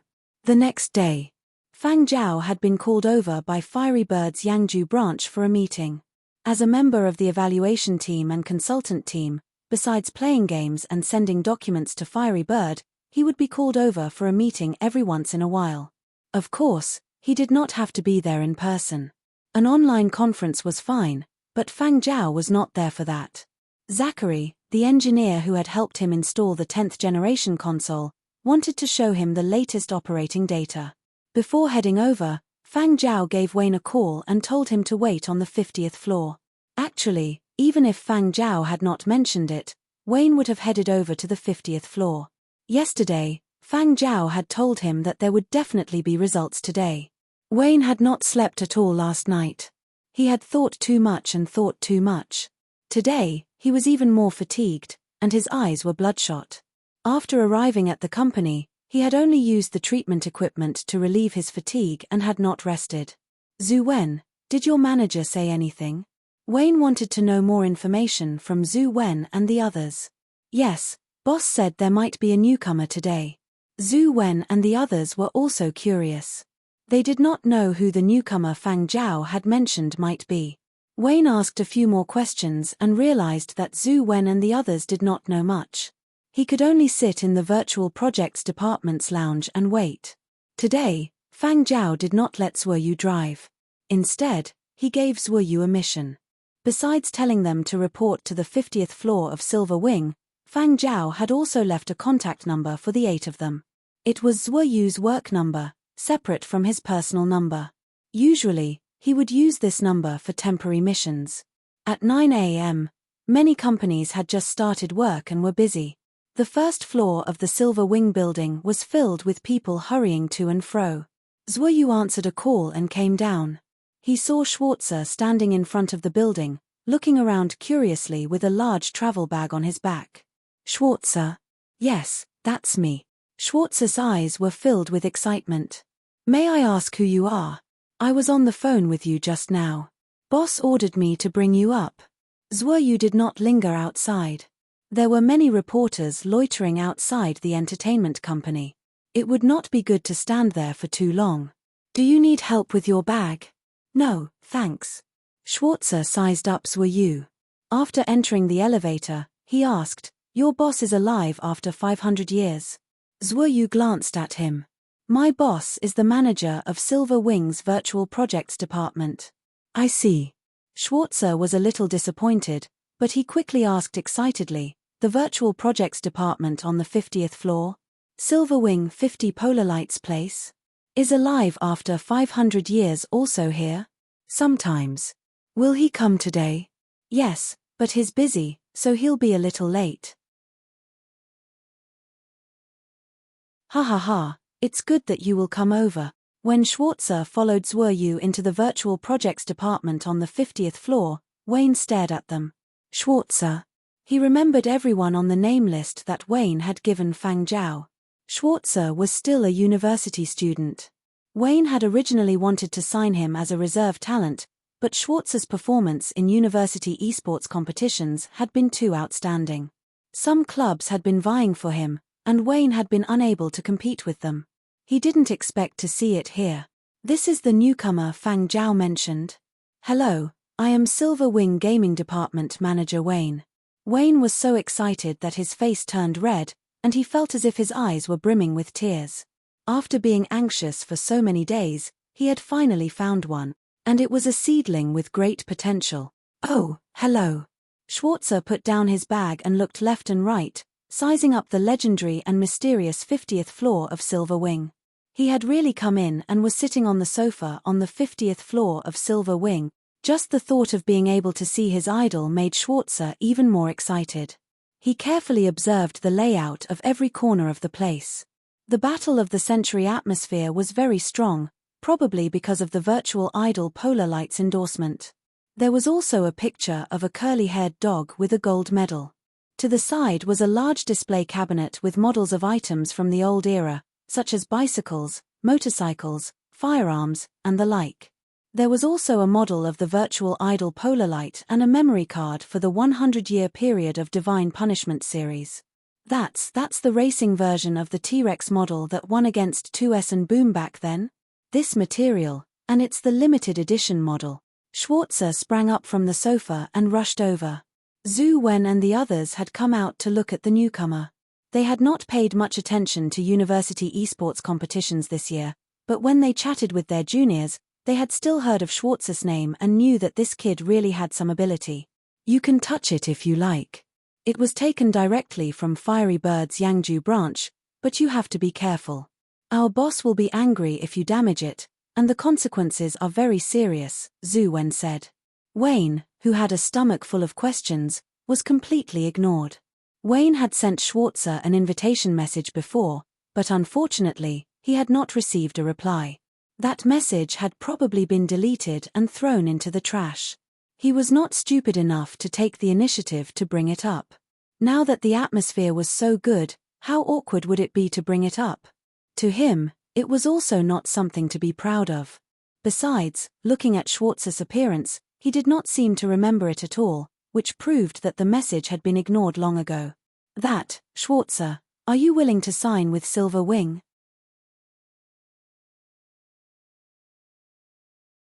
Why don't we sit down and talk about the contract now? Wayne asked. Contract? No rush. I want to wait for the great alive after 500 years to return before we talk. Although Schwarzer was a celebrity chaser and might be a little impulsive when making decisions, he was not a moron. He had signed the contract for alive after 500 years. Before seeing him in person, he would not easily sign the contract. Wayne was about to say something when he heard Zhuo Yu's communicator ring again. "I'm going down to pick up another person." Zhuo Yu left. Another one? Wayne was no longer in a hurry to discuss the contract with Schwarzer. He could not sit still, so he just stood there, his eyes fixed on the door. After a while, the door opened again. Zhuo Yu and a person wearing a hat and sunglasses walked in together. When the other party took off his hat and sunglasses, Wayne cried out in astonishment, "Dorian?" Dorian was a member of HWR's main team. His contract had expired. Previously, all sorts of news had been speculating about his choice, whether he would renew his contract or sign with another club. Who would have thought that he would actually come here? Silver Wing was trying to snatch people from other club. Wayne wanted to laugh. Dorian looked at Schwarzer, who was touching the model, and laughed. "Kid, you're pretty early. You're even faster than me, who lives in Qian City. Hehe, isn't it because I'm anxious to meet my idol?" Schwarzer reluctantly put the model back. "I wonder how many will come today." Wayne's ears pricked up. From what Schwarzer had just said, could there be others? Dorian was the same as Schwarzer. Before seeing alive after 500 years in person, he would not discuss any contract matters. Half an hour later, Zhuo Yu's communicator rang again. This time, Wayne could not even stand. He followed Zhuo Yu down to pick up the person. When he saw Jinro, a wave of ecstasy surged in his heart. He took a few deep breaths to barely calm himself down. Jinro, this was Jinro, the former captain of 2SS main team. Although Jinro had retired due to some disputes back then and was no longer active in the professional circles, he had not completely withdrawn from the gaming world. It was just that very few people mentioned him anymore. It was not that no club wanted him, but it was rumored that Jinro did not want to return to the professional circles, so there had not been any activity. What kind of methods had Fang Zhao used to poach such a person? Regardless of whether he signed in the end, the other party coming over was a good sign. Schwarzer, Dorian, and Jinro played board games as they waited. After that, the fourth and fifth people arrived one after another. They were the amateur circles Ogiust and Yu Zhongqing. These two had quite a reputation in Yenzhou's gaming circles and were on Wayne's list. Back then, when Wayne had sent out the invitation, Yu Zhongqing had replied with a rejection message, saying that he did not want to change professions for the time being. Now it seemed that it was not that he did not want to change professions, but that Wayne did not have the qualifications. Milo and Molly arrived at around 2 in the afternoon. Jake was the last to arrive because his father had deliberately delayed some time on the way, but under Jake's insistence, he still arrived before 3 o'clock. "We are just here to check out the situation. We have not decided to sign," Jake's father hurriedly said after entering the door. Of course, he hoped that his son would sign with one of Yenzhou's Big Five esports clubs. After all, the reputation of the Big Five was there. Even if he did not sign with the Big Five, signing with a decent esports club would also be fine. But why an entertainment company? Weren't these kinds of companies just trying to make money? It was said that this kind of entertainment company was only suitable for retirement. Only professional esports athletes who were past their prime would consider it. Jake's career had not even officially begun. What future could he have by joining this kind of company? He could not figure it out. Had his son been brainwashed? The 8 of them did not explain to their respective agents and assistants. All they did was play board games on the 50th floor of Silver Wing Tower while waiting. Zhu Wen, Rodney, and the others did not show much emotion on their faces, but they were so happy in the department's chat group that they could not wait to howl at the top of their lungs. Among these people, Jinro and Milo were already famous when Zhu Wen and the others were in middle school. Especially Jinro, he was very popular when they were in middle school. Back then, Zhu Wen had even been a fan of 2S and bought clothes with the 2S sword and Star Club logo. Later, after Jinro retired, he paid less attention to 2S. Time slowly passed until 4 p.m. The 8 people playing games were a little distracted. After playing for a while, they would glance at the door. Zhuoyu's communications device rang again. Wayne looked over nervously. Just as he was about to ask if the 9th person had arrived, he heard Zhuoyu say, "It's boss." Everyone around them, including the 8 people playing games, stopped what they were doing and looked over. "Everyone is here. Okay. Yes. Yes. I understand." After ending the call, Zhuoyu said, "Boss is already here. Let's clean up the conference room." "Does that mean the god is coming too?" Schwarzer also stopped playing cards and sat there in anticipation.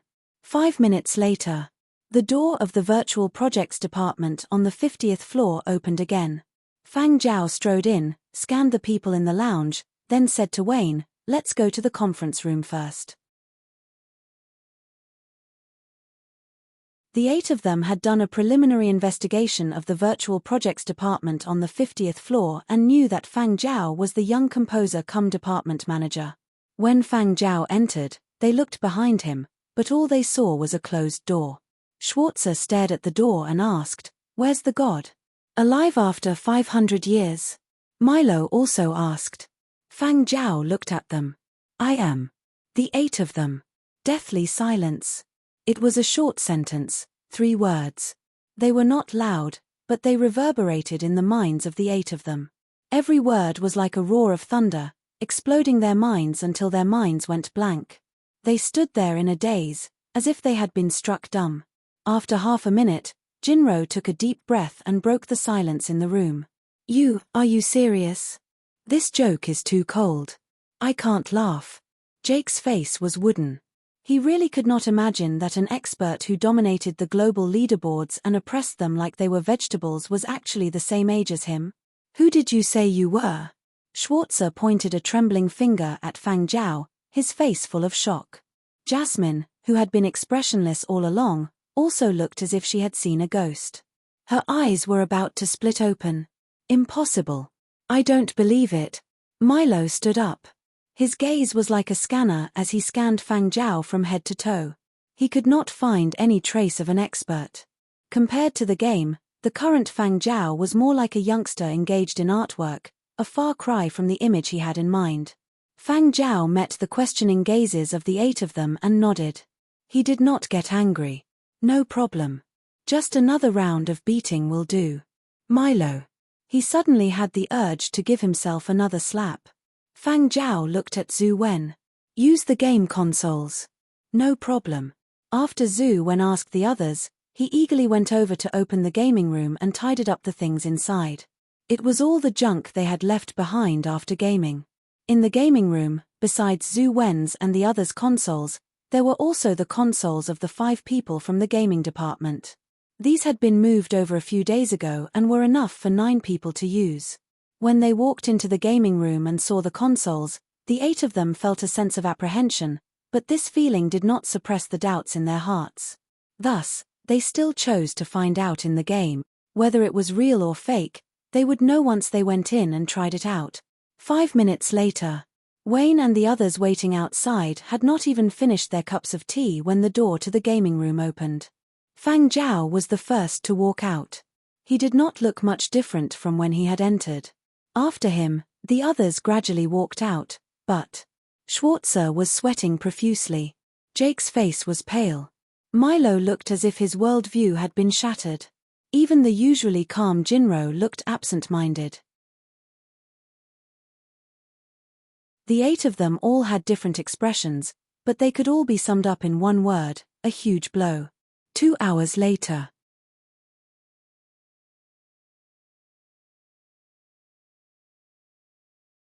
Chapter 143. It was another seemingly peaceful morning. Every day, there were countless pieces of news to attract the public's attention. Many promoters were operating on the topics they had received, and entertainment reporters were busy with online and offline activities, unearthing more news that no one knew about. Whose ranking had risen again, which celebrity had a scandal, XX Esports Club had signed another valiant general, XX's transfer scandal, and so on dominated the headlines of every section of the entertainment industry, and many of them were esports stars. But after seeing this sort of thing so many times, it was no longer considered big news. It was just entertainment for the day, and overall, it was still considered peaceful. Battle of the Century, Yangzhou District 79. The reporters who had been ordered to keep tabs on Alive after 500 years did the same thing every day. Log on, wait, nothing, log off. They were starting to lose confidence in themselves. However, at 9 a.m. that day, just when everyone thought it was going to be another peaceful day, Silver Wing, which had been the subject of media attention, released a piece of news. Silver Wing's Virtual Projects Department has teamed up with the Gaming Department to form the Silver Wing 50 Polarlight Project Team, focusing on the game Battle of the Century, and has signed on Yenzhou's rising esports star, Schwarzer. Silver Wing's Virtual Projects Department and Gaming Department teaming up to form the Silver Wing 50 Polarlight Project Team was not considered news. Although Silver Wing had not made an official statement, based on the information they had released, everyone could guess that today was just the official announcement. It was expected. And signing on Yenzhou's rising esports star, Schwarzer, was also not considered big news. Schwarzer's name was only known to those in the media who paid attention to university esports. Others, even those in the esports industry, might not necessarily know this name. Schwarzer. That student who's only in his 2nd year. Signing a contract as a reserve talent. Or directly joining as an official team member. None of this was mentioned. Silver Wing's behavior is really unsightly. That student is only a 2nd year and is still naive. Yet they managed to bluff him over. Using Alive after 500 years to bait him? University students are so gullible. A good seedling is about to be ruined. In the mainstream way of thinking, Alive after 500 years was strong only because he was strong, not because of Silver Wing. Who knew what kind of shady operations were going on behind the scenes? Thus, even if the gaming circles were flooded by this ID that had popped up out of nowhere, people who wanted to walk the path of esports seriously would not consider an entertainment company like Silver Wing. Regarding this piece of news, the people who had been paying attention to Silver Wing only took a look and let it pass. Not only did they not pay attention to it, But they were also somewhat disappointed. They had thought that Silver Wing was going to make a big move after holding back for so long. Who knew that it was just a small wave? Disappointed, truly disappointed. Yangju Ocean University. Ocean University students, who had always been at odds with Yangju University of Finance and Economics, laughed hysterically when they saw the news. Ha ha ha, is that idiot so short of money? Instead of joining a club, he signed with an entertainment company. Is she going to sing or act in the future? Don't tell me he's going to have two professions like those retired esports stars. Signing a contract proves that he wants to walk the path of a professional. Doesn't he know how to think carefully and plan more? Idiots like to do stupid things. Do people from Yangju University of Finance and Economics only think about money? He'll regret it in the future. In any case, our Ocean University will never produce such an idiot. Many people from High University scoffed at Schwartz's choice. However, an hour later, they were slapped in the face. His strength was not small. An hour after the news of Schwarzer signing with Silver Wing was released, Silver Wing released another piece of news. Jacques, a recent graduate of Yangju Ocean University and winner of multiple individual championships in the Continental Collegiate Esports competition, has signed with Silver Wing. Schwarzer had only made a name for himself in the first half of the year. Although he had performed outstandingly, he had only been famous for a short time, and that was only in university esports circles, not the professional scene. Jacques was different.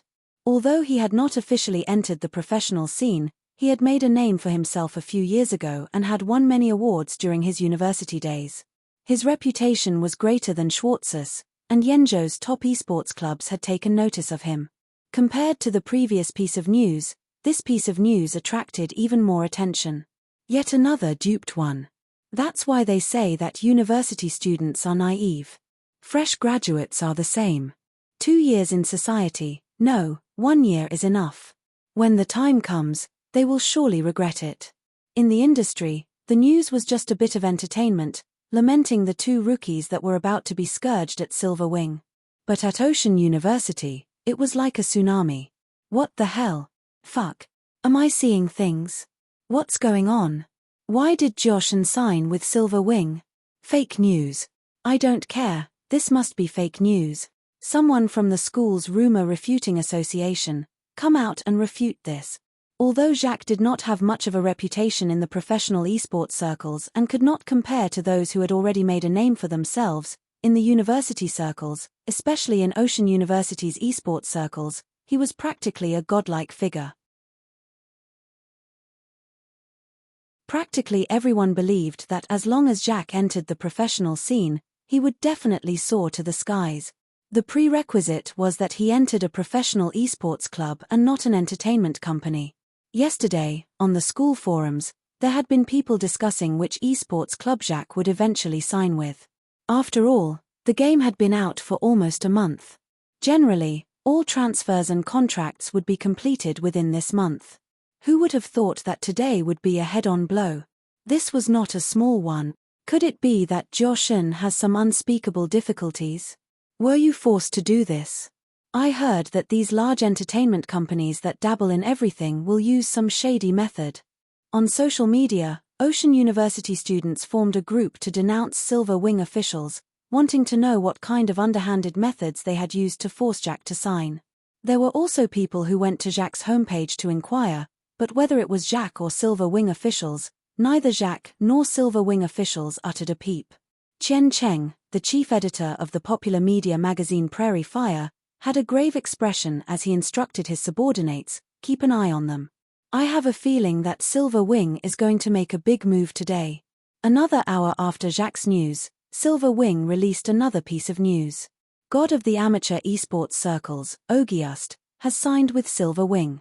Many people in the amateur circles knew that Ogiust's family owned a company. His elder brother and his parents managed the company. He had shares and occupied an idle position in the company, where he usually squatted and played games. A year ago, Ogiust had said that he wanted to switch from amateur to professional, but there had been no news of him signing a contract. Who would have thought that it would come out now? People in the amateur circles were stunned. Logically speaking, Ogiust did not lack money and was ranked in the top 10 of the amateur circles. Why did he not think it through and sign with Silver Wing? But after this third piece of news was released, Silver Wing's side remained silent. Ogiust did not come out either, leaving everyone to speculate. And it was also with this third piece of news that many people discovered that the three pieces of news were separated by an hour, and the intensity of the shock increased by the hour. Did this mean that in another hour, there would be even more shocking news? Wayne sat in his office and chuckled at the speculations of the outside world. He just wanted to let more people experience his feelings yesterday. Just like how he had felt yesterday when he saw Zhuoyu's heart tremble every time he received a call, these people probably felt the same way, right? There were only 3 pieces of news, and it was still early. Indeed, many people were waiting for that hour to pass. An hour was actually not very long. Playing a little game, chatting, and it would pass. An hour later, as everyone expected, Silver Wing released another piece of news at the right time. Yu Zhongqing, who ranked ahead of Ogiust in the amateur circles, had signed with Silver Wing. Yu Zhongqing was a person who kept a low profile in the amateur circles and rarely interacted with others, but because of his good maneuvering, high battle results, and high ranking, many esports clubs had always wanted to rope him in. Who would have thought that he would be intercepted by Silver Wing? Ogiust and Yu Zhongqing, these 2 celebrities in the amateur circles, had actually signed with Silver Wing. Compared to them, Schwarzer and Jake, who ranked ahead of them, were really not that important. Look, even 2 seniors in the amateur circles had been duped. With this thought, the Ocean University students felt a little better in their hearts. At this moment, many people even stopped playing games and waited for Silver Wing's side to release news. They were a little more anxious than before, and the media had also withdrawn their casual attitudes. Those with a keen sense of professionalism all knew that Silver Wing's move was not over yet. There was an even bigger one waiting for them. It was currently noon. Many people who had only finished work at 12 were now sitting in front of their screens with lunchboxes in their hands, waiting for news, or gathered in the cafeteria to discuss. An hour later, when Silver Wing released its 5th piece of news, a few people who were eating directly spat out their food. Unaffiliated player Milo? That famous unaffiliated player in the circle, Black Wizard Milo? So his Black Wizard. I couldn't remember when I saw the name. Even this unaffiliated player has been roped in. How did Silver Wing convince him? Did they throw money at him? Milo isn't poor either. Maybe Black Wizard wants to bid farewell to his life as an unaffiliated player. Although Black Wizard Milo also had his own shop, his focus was on gaming. He also frequently participated in professional competitions and had made a name for himself early on. In terms of fame, he was even bigger than Ogiust and Yu Zhongqing. However, at this moment, even though everyone was curious about the reason Black Wizard had signed with Silver Wing, they were even more curious about who else would sign next. Right now, I just want to know who else has been poached by Silver Wing after Black Wizard. This was what many netizens and media wanted to know. Not only a few entertainment companies of the same nature as Silver Wing, even the various esports clubs were paying attention. An hour later, Silver Wing announced that famous unaffiliated player Mo Lee, who often used the ID Jasmine and was nicknamed Little White Flower, had signed with Silver Wing. Why did Little White Flower sign too? This Little White Flower really isn't Little White. Calling her a man-eating flower wouldn't be wrong. Her ranking is even higher than Black Wizard. I'm not interested in Black Wizard or Little White Flower. Right now, I just want to know who else is behind them. Can't they release all the news at once? Why do they have to release one every hour? I'm getting impatient. I'm dying of impatience. Many people ran to Silver Wing's official social media platform to post comments. Who else? Silver Wing had yet to make a conclusion, so there were definitely others behind them. They now felt that an hour was really fucking long. Why wasn't it there yet? Why wasn't it there yet? Finally, another 60 minutes passed. Silver Wing continued to drop bombs, this time with even more intensity. Former HWR Team 1 main player Dorian has signed with Silver Wing. Many people who saw this news were stunned. What? Dorian? That main player of HWR Team 1? Wasn't it better to renew his contract with HWR? Even if he didn't want to renew his contract with HWR, wouldn't it be better to sign with another esports club? This was an absolute power that originated from the Big Five. Hadn't there been rumors that quite a few esports clubs had contacted him? In the eyes of many people who paid attention to one's family background, Dorian was a legitimate esports royalty. How could he have signed with a muddy entertainment company like Silver Wing? After the initial astonishment, the netizens were amused. Amazing, Silver Wing actually poached HWR's player. No, this is considered poaching a player from the Big Five. A main player of a team. This is an exception. Ha ha ha, it's rare to see an entertainment company poaching a player from the Big Five and even succeeding. Dorian is at the peak of his career. His skills and stamina are both excellent. Dorian signing with Silver Wing wouldn't be so suicidal as to retire. There must be some reason we don't know. 7 already. I haven't slept since morning and haven't even taken a nap. I've been waiting all this time for a truly shocking piece of news. I didn't wait in vain. Speaking of which, it's already been 7, and Silver Wing still hasn't come up with a conclusion. There's still more to come. Based on today's 7 announcements, each one is more shocking. I reckon the people to come will be even more shocking than Dorian. Don't tell me Silver Wing didn't just poach a player from the Big Five once, but twice in a row. I'm already trembling. It wasn't just the bystanders who thought this way. The media had the same thought, scaring the Big Five into hurriedly checking who else had recently jumped ship. Whether it was a player whose contract had expired or not, they confirmed it one by one, but they couldn't find a second person. Dorian signing with Silver Wing was indeed unexpected, but after all, Dorian's contract had expired, and HWR couldn't do anything about it. But after Dorian, who else could it be? At this time, there was no need for Silver Wing to promote it. In Yenjo's esports circles, whether it was students, media, esports clubs, or other players, practically everyone was paying attention to this matter. This time, everyone felt like time was passing especially slowly. When it was time, everyone felt like they were suddenly exposed to air after being suffocated, but before they could even catch their breath, they saw Silver Wing's new announcement: Jinro has signed with Silver Wing. There was no need for too much introduction. Just the name was enough. Everyone who saw this announcement had a look of disbelief in their eyes. They reread the announcement a few more times, as if they were analyzing a profound ancient phrase. A minute after this announcement was sent, Prairie Fire released a screenshot. It was a screenshot of an in-game ID search. On it was an ID all veteran gamers were familiar with, Q9 Building. An ID that had accompanied many people through primary school, secondary school, or university. Perhaps some new gamers weren't familiar with this ID, but 8 years ago, this ID was known by everyone in the gaming circles. That was the captain of one of the Big Five esports powerhouses, 2S Team 1. The ID that had disappeared for 8 years had reappeared, returning to the professional circles. Although the points on this account were still 0, fans who had once supported him did not doubt his ability.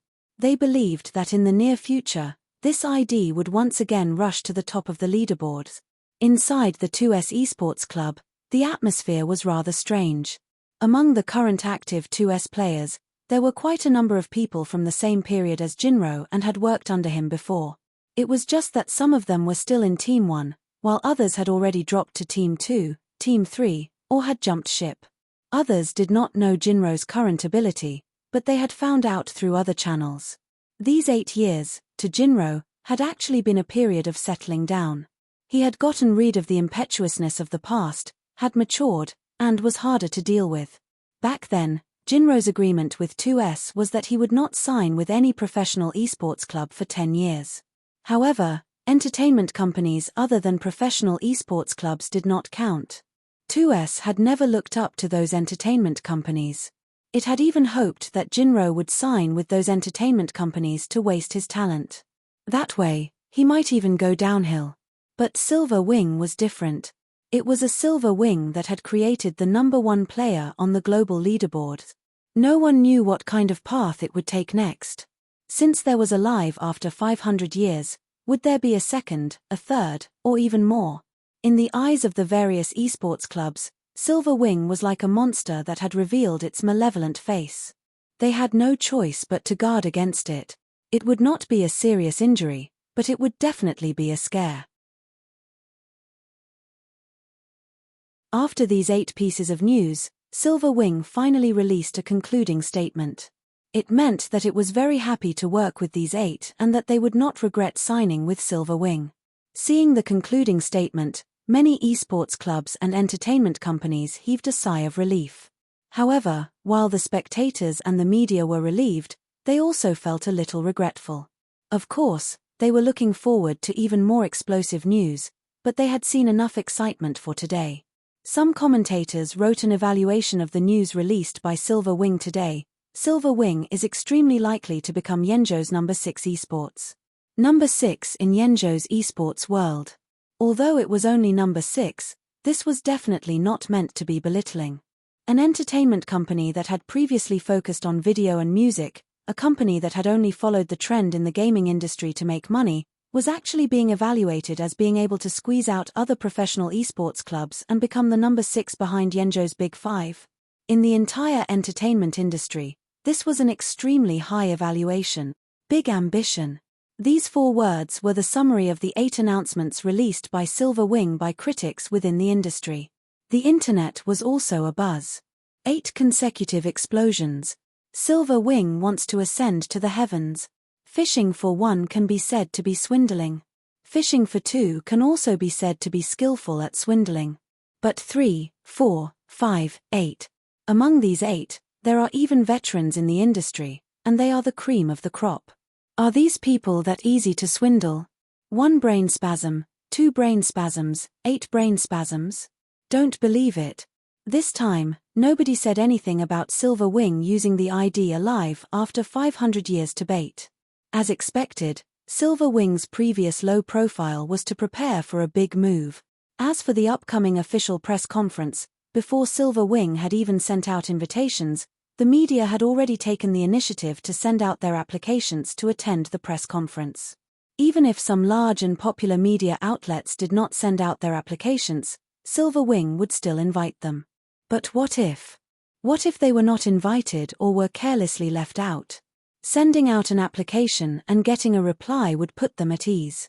The person in charge of this area at Silver Wing was on the verge of tears when he saw the screen full of emails. The venue was limited, but there were too many applications. He was not familiar with the gaming circles, and Silver Wing had never encountered such a situation in the past. Some of the applications were from companies or individuals he had never heard of, and they were not very popular. However, he did not dare to reject them just like that. This matter was very important to the higher-ups. If he made a mistake, it would not just be a matter of a demerit and a fine. Thus, he could only seek help from the higher-ups and find a few people who understood the gaming circles to come over and decide which ones to approve. At the same time, the 8 main characters mentioned in the 8 pieces of news also updated their statuses on their social media platforms. They were all the same, and it seemed to be an answer to the various questions of netizens. Our boss is alive after 500 years. Seeing this, the netizens also started to ponder. Does this mean alive after 500 years is personally leading the team? Definitely. Jinro was willing to give up his position as captain to sign with Silver Wing. He definitely recognizes this person's ability, recognizes the strength of this team, and thinks highly of its prospects. The 8 people who signed with Silver Wing, are they really stupid? Why do I feel that they are actually very smart and far-sighted? How does it feel to work for the number 1 player on the global leaderboards? I'm suddenly a little envious of them. They must have already met alive after 500 years in person. I'm so envious. I also want to meet alive after 500 years in person. You make me want to join Silver Wing as well. Many people had seen alive after 500 years godly maneuvers. At this time, people's tendency to blindly follow the crowd began to affect their standpoints. Even many professional players had the same thought. Perhaps signing with Silver Wing wasn't a bad choice.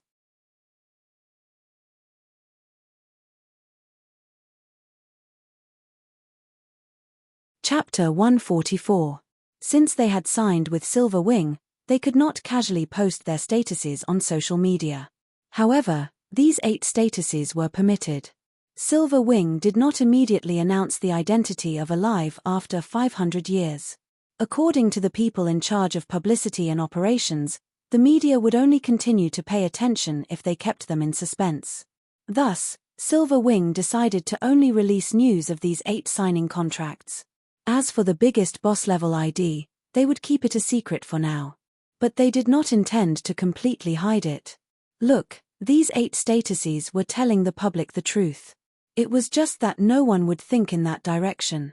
Although the Silverwing 50 Polarlight project was a collaboration between the Virtual Projects Department and the Gaming Department, the Virtual Projects Department had the final say.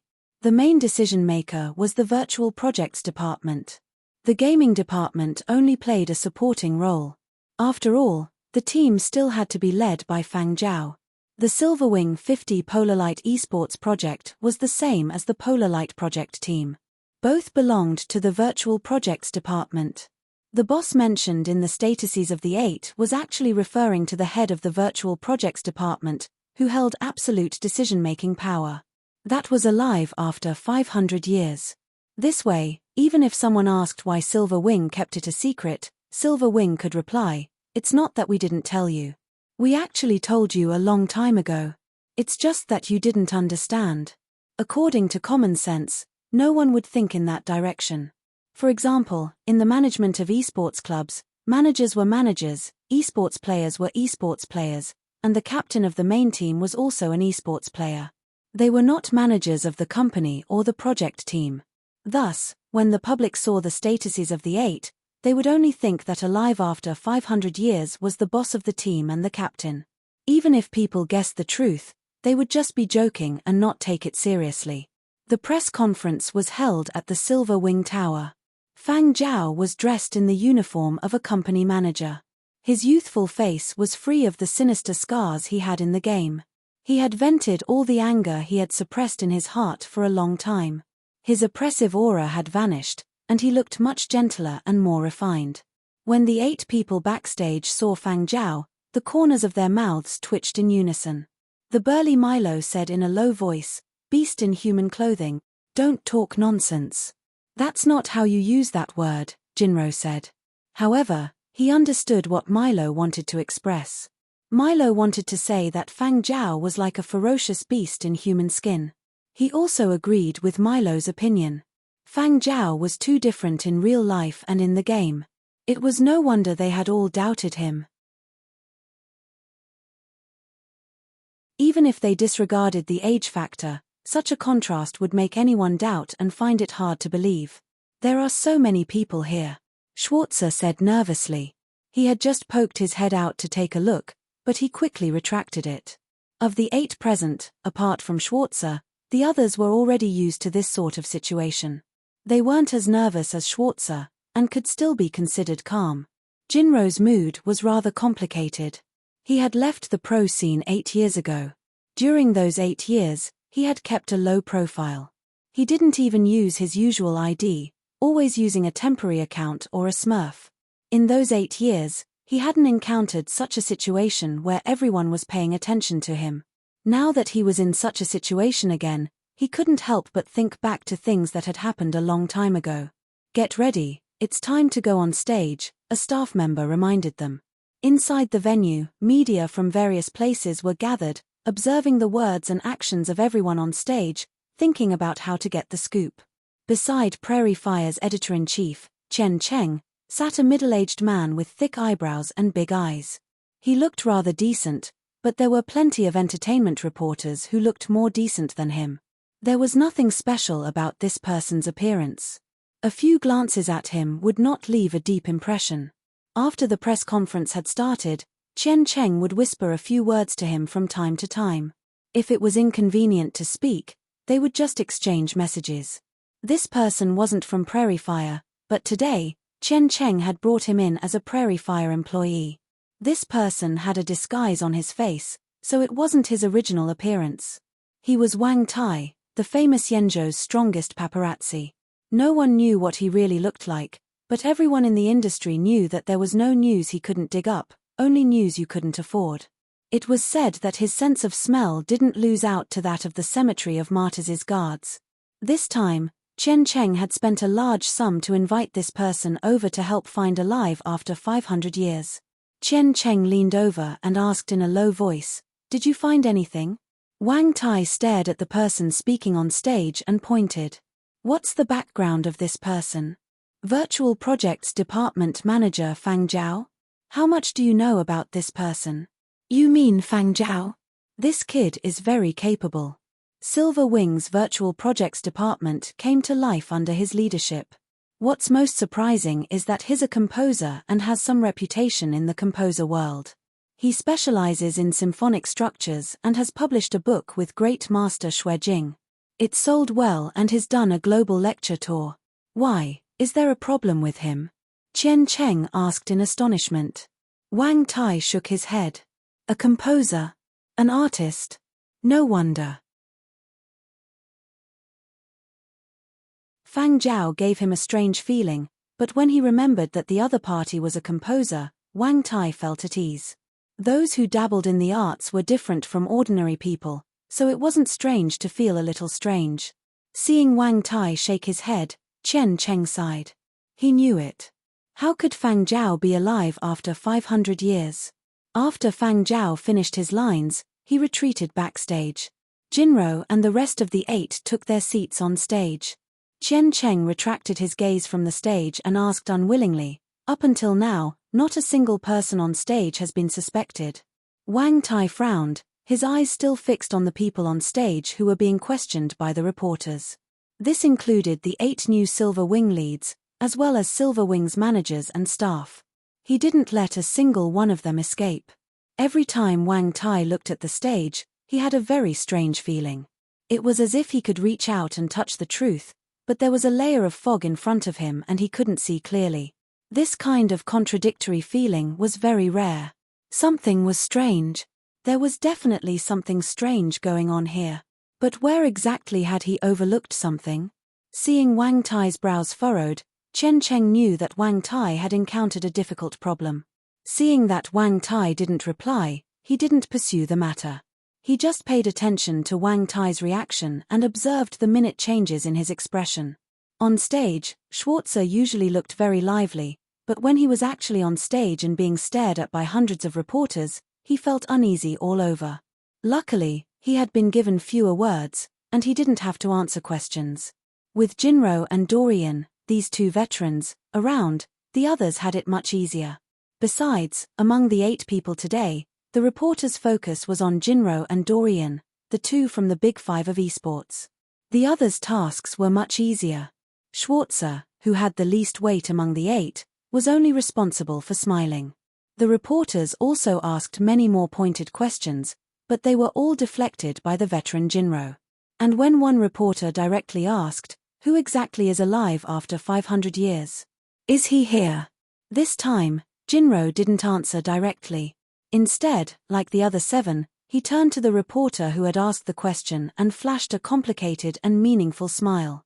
The reaction of Jinro and the others made the reporter think that he had just asked an extremely stupid question. After sitting down, he replayed the question in his mind a few times, but he still couldn't find anything strange about it.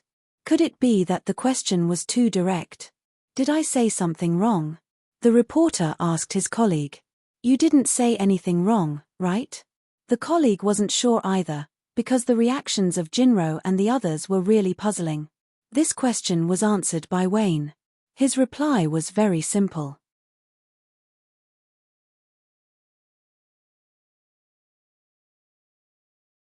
Silver Wing 50 Polarlight was under the Virtual Projects Department. Their future office location would also be the Virtual Projects Department on the 50th floor. Regarding this, Wayne could not do anything about it. Furthermore, the space here was large and easy to plan and operate. There was enough space to open up another gaming room. The company had equipped the 8 of them with Fiery Bird's 9th generation gaming consoles. If they went online at the company, they could use them directly. Although this sort of entertainment company was not as professional as esports clubs, entertainment companies had more money, so there was no need to worry about equipment. The contracts of Jinro's group of 8 were different from those of the other celebrities in the company. Everyone's contracts were different, but overall, they were still considered to have more freedom than a club's contract. This was something that had been negotiated before signing the contract. Everyone's contract was tailored to their individual circumstances. Because the game had already started, there was not much time left. Fang Zhao gave them 3 days to prepare. Schwarzer, who was still a student, needed to bring along his contract with Silver Wing and return to school to handle some procedures for a long-distance course. The others also needed to handle some personal matters. However, 3 days was enough. 3 days later, in the gaming room on the 50th floor of Silver Wing Tower, Jinro's group of 8, plus the 5 from the gaming department, logged on. The team had been upgraded by Fang Zhao, and the maximum number of members had increased from 20 to 25. However, Zhu Wen and the others had work to do and would not participate in any operations. Zhu Wen and the others had wanted to withdraw from the team and form a new one, but Fang Zhao had vetoed the idea. Instead, he had set up a daily military training mission for non-professional esports members of the Virtual Projects Department. Jinro was using his old account. This was his first time logging in, and because he was bound to the team, his location was set at Fang Zhao's location, the building where Fang Zhao had met them. Milo and the others' accounts were in a different district, too far from District 79, so they had applied for new accounts. Milo's old account ID was Black Wizard, and his new account was Black Wizard Milo. Dorian was also using a new account. The 5 from the gaming department had not been idle during this period. Fang Zhao had assigned them a mission. The 5 traveled from the city district to the coordinates Fang Zhao had given them. They did not have Fang Zhao's ability to cycle all over the city in a day, so they spent a lot more time. However, they still completed their mission and arrived at the coordinates. Jinro's group of 8, the 5 from the gaming department, and Fang Zhao and Zhuo Yu made a total of 15 gathered at the coordinates.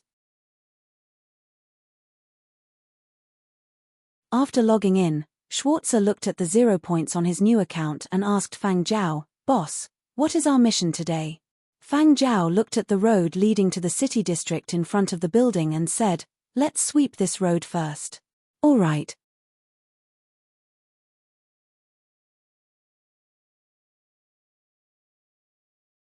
Chapter 145. Fang Zhao had asked them to sweep the streets for 2 reasons. Firstly, it was to let them practice, and secondly, it was to get a closer look at each of their styles and abilities. Although he had previously checked on these people one by one, watching them through video and observing them up close was different. On-the-spot performance and emergency responses would allow Fang Zhao to better understand them. Only by understanding them could he assign them tasks and adjust their formation. Although Yangbei University of Finance's Schwarzer and Yangzhou Ocean University's Jake had some conflicts due to their schools, in the game, any personal grudges could be put aside. This was also the result of Fang Zhao's conversations with them. If anyone was found to be cheating on their teammates during an operation, they would be kicked out without a second word. This was also one of the conditions clearly stated in the signed contract. The movements of 15 people could not be small. It was fine outside the city, but the closer they got to the city, the more people would notice them. Fang Zhao did not let them use silencers. Furthermore, because alive after 500 years and Jinro and the other 7 had signed a contract with Silverwing, they had been camping all over District 79. If they still could not be discovered, they could forget about being reporters. Recently, searches for Silverwing 50 Polar Light had skyrocketed. Previously, when Jinro and the other 7 had signed a contract, the topic had exploded in popularity. Now that the entire team was no longer secretive, it was just the right time to catch the news. The players in District 79 wanted to cry. In the past, there had only been alive after 500 years, the super janitor, so be it. Now there was an additional team to sweep the streets. How were they supposed to fight for experience? Especially in areas where Silverwing 50 Polar Light was active. The surrounding monsters were all attracted by the commotion. Some players wanted to imitate them and attract monsters, but they ended up suffering a backlash. Their own people were not strong enough, and the whole team was wiped out. Luring monsters wasn't something that just anyone could do.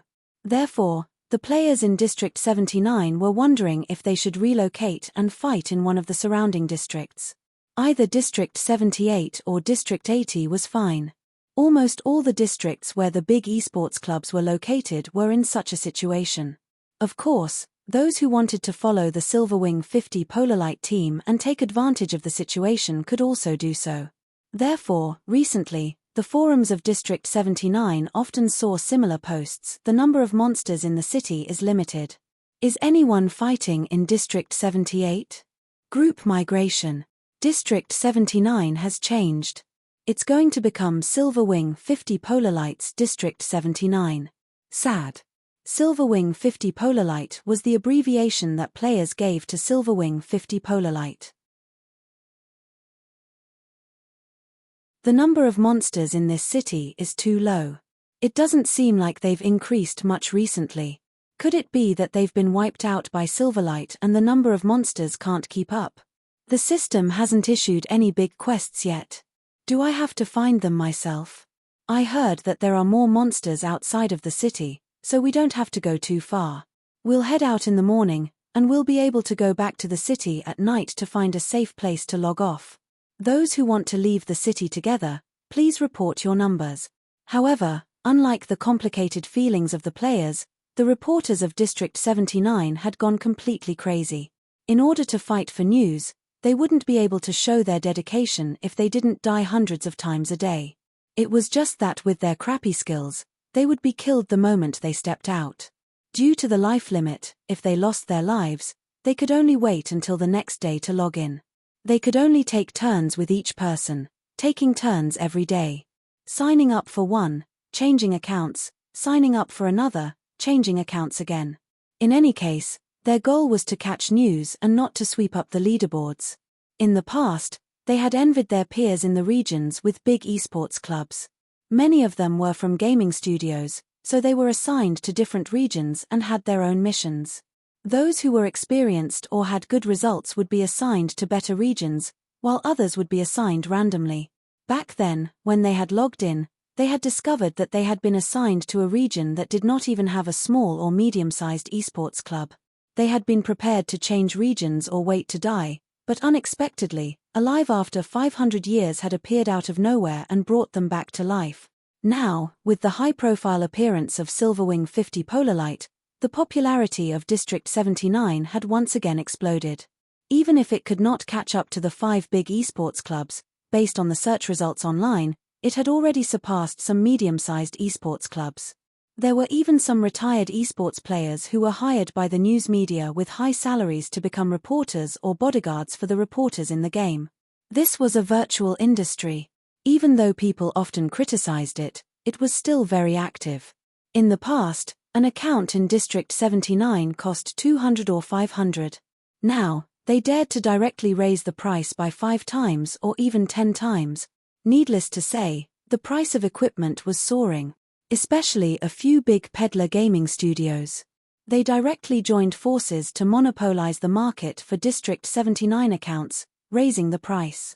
Every day, many gaming studios would put up notices to sell their accounts. District 79 XXXX Gaming Studio is running low on inventory. Purchase now. There were too many reporters who wanted to fish for news from Silverlight, and it also created quite a bit of interference for the Silverlight team. Once, in the middle of a killing spree in the city, a reporter had rushed over to interview them, only to be surrounded and attacked by monsters. After that reporter had criticized the Silverlight people online for not saving them. He had originally wanted to use this incident to discredit the Silverlight people, but he had not expected that the gamers online were not stupid. You want to be a reporter with that IQ? Go back and drink your milk. If you want to die, don't drag others down. Everyone who plays games knows that at that time, any external interference can result in death or injury. It's already good enough that you are not dragging them down, but you actually have the face to criticize the Silverlight people? If this was during the period of destruction, wouldn't they have been beaten to death long ago? No one was that stupid during the period of destruction. They were all busy running for their lives. Seeing that the online comments were still okay, Milo and the others let out a sigh of relief. But these reporters are really troublesome. We are not like those big esports clubs, who have people to help block reporters. We only have 15 people here. Don't tell me we have to kill all those reporters as well. I really don't dare. Those reporters' mouths can even turn white into black. Then we'll have to spend more time. Every time Milo saw those reporters courting death in the middle of a killing spree, he had the urge to attack them indiscriminately. However, he had also passed his most impulsive age. He knew that now that he had signed with a company and was a team, he could not do as he pleased like when he was a casual gamer. Sigh, these reporters are really annoying. At first, Schwarzer had enjoyed the feeling of being chased by reporters and experiencing the treatment of a celebrity, but he had gotten sick of it after 2 days. He would rather not have this kind of treatment. He just wanted to play a game. Why was it so difficult? Being a celebrity is like this. Don't think that they will let you off just because you are in the virtual world. In the virtual world, they can stick even tighter. Of course, don't be so naive as to reason with them. They won't stop, especially entertainment reporters. If you are blocked, speak less. Even if something happens later, leave it to the public relations team to handle. Don't start a fight on the spot. That way, there will be even more problems later. They love to stir up trouble. If you believe them, you can ask Deputy Captain Chin. Even if he has been away for 8 years, he will not forget his past experiences. Former HWR main force member Dorian imparted his experience. Jinro nodded silently, agreeing with Dorian's words, but he could not think of a good way to deal with it. Everyone looked at Fang Zhao, waiting for him to speak. Should they ignore these annoying reporters and continue with the city cleanup plan, or should they do something else? Fang Zhao rapped his fingers on the table. Since you find them annoying, then make them unable to keep up. That day, the members of Silver Light did some self-reflection. Indeed, if they had been like Fang Zhao, they would not have had to worry about this problem. Look at Fang Zhao. When he had first broken through to the top of the leaderboards, there had also been so many reporters camping in District 79. How many of them had been able to catch any news? It had all been a matter of luck. External interference was one thing, but it was also an undeniable fact that one's own ability was not strong enough. After the meeting, Schwarzer complained to Zhu Wen and the others. How stressful. In the past, he had felt that he was number one. Only after joining the team did he realize that there was always someone better. Schwarzer felt that Fang Zhao was completely training them like soldiers. Complaining was just complaining, but Schwarzer still enjoyed the feeling of excitement amidst the pressure. Under pressure, his technique improved a lot. He had a certain understanding of the various monsters of the period of destruction, the use of firearms, the arrangement of team formations, and other knowledge. He had shed away the sloppiness of his previous solo career. Perhaps this was what professional competition was like.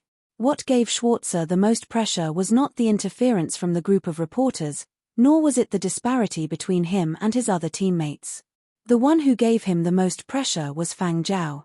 This captain was responsible for covering the back when the team was sweeping the streets, but he gave Schwarzer the feeling that someone was holding a whip and lashing them from behind every day. Whoever made a mistake would be whipped. On this day, Fang Zhao was invited to the Qian Academy of Music to give a lecture together with Xue Jing. In-game, Vice-Captain Jinro led the team. This sort of situation had happened a few times, and the team members were more or less used to each other. Furthermore, Jinro had led teams in the past and had experience, so Fang Zhao did not have to worry too much. Without Fang Zhao around, the Silverlight team was clearly much livelier. And on this day, they met a reporter. Ever since the team had decided to speed up and shake off the reporters, even if they could not do what Fang Zhao had done, they could at least shake off some. But this reporter was different from those mediocre entertainment reporters. This was a war reporter named Hua Li. According to him, he had entered the game to better understand the old era and to take photos that could shake people. After meeting the Silverlight team, he had requested to tag along and take photos. He had also promised not to interfere with the team's plans and not to release any photos of the Silverlight team without permission. He had even shown some of the photos he had taken to Jinro and the others.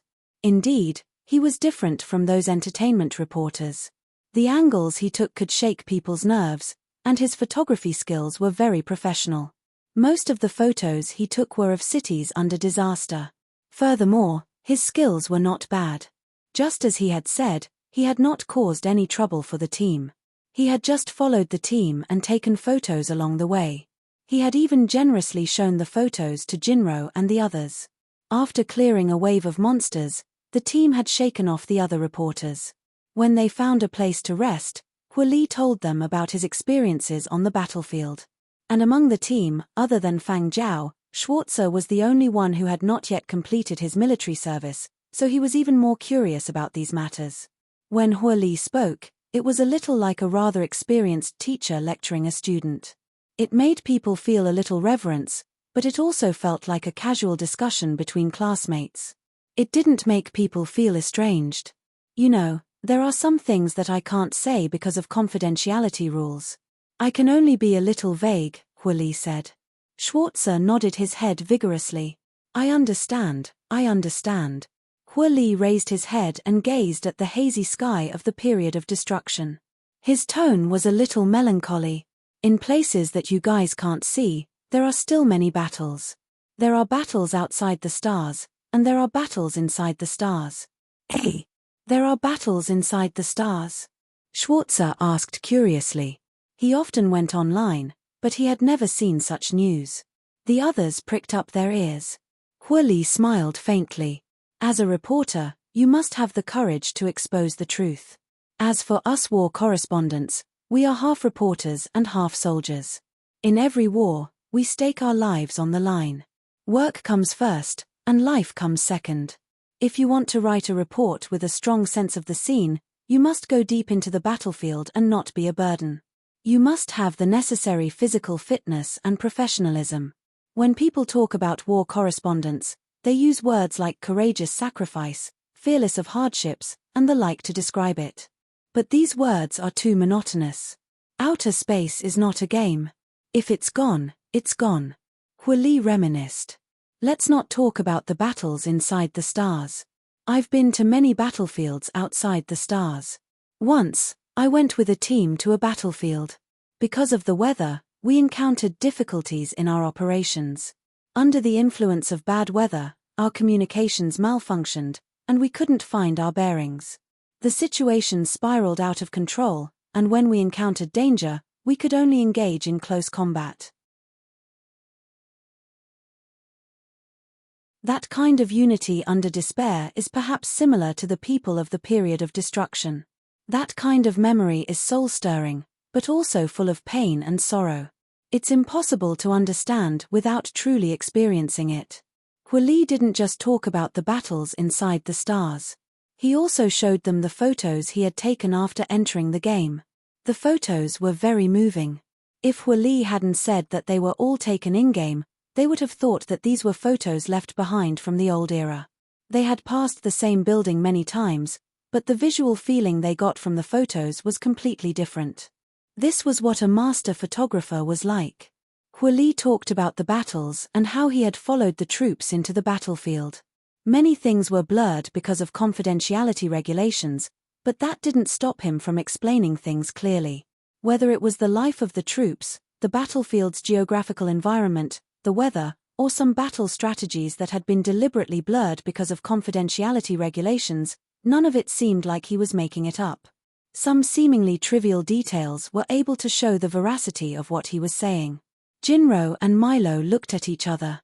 The suspicions in their hearts had been greatly reduced. It wasn't that they weren't vigilant, but that this person really didn't seem like he was lying. Furthermore, in the previous battles, Li had also displayed the reaction speed that a war correspondent should have. Those photos also showed that he was different from the images taken by other reporters. When Li was narrating those things, his eyes revealed sincerity, and he didn't seem like he was lying. Li also told them some unknown history of the period of destruction. His tone seemed calm, but every word seemed to contain intense emotions. Even the usually rational Deputy Captain Jinro was a little fascinated. This was a reporter who had broken away from vulgar interests. In their hearts, Huoli's image rose in an instant. Reality is crueler than games. These things in games are just small skirmishes and can't be compared to reality. However, games are entertainment, so there is no need to compare. I am just expressing the cruelty of reality. You guys just need to listen and don't mind. Do you know the origin of my name? At this moment, Fang Zhao went online and came over from his login point. Because the team members wore helmets when they fought, Fang Zhao also wore one when he arrived, so Huoli couldn't see Fang Zhao's face. The team that had been lazily listening to Huoli's story changed in an instant when Fang Zhao arrived. Even though they were sitting down, their nerves seemed taut. Schwarzer also stopped laughing. The sound of military boots on the ground wasn't loud, but it gave off a very serious feeling, causing Huoli's nerves to unconsciously tighten. When Fang Zhao looked at Huoli, Huoli felt like all the hairs on his back were standing on end. He obviously couldn't see the line of sight behind the helmet, but he could feel that extremely oppressive gaze piercing through his protective goggles and piercing his body. Jinro had already left a message for Fang Zhao regarding Huoli, so he knew the cause and effect. Fang Zhao found a place to sit down. Don't stop. What were you talking about just now? Continue. Schwarzer coughed lightly and said, feeling Huoli was just talking about the origin of his name. That's right, Huoli. What exactly is the special meaning of your name? Milo asked from the side. He didn't like to listen to half-truths. He had to know the end result before he could feel at ease. The serious atmosphere just now eased up a little. Huoli smiled and continued. All right, continue. Fire chestnut means that everything we do is like taking a chestnut from the fire. The chestnut is placed in the fire, and if we want to eat the chestnut, we have to risk being burned. It's just like how we occupy the land.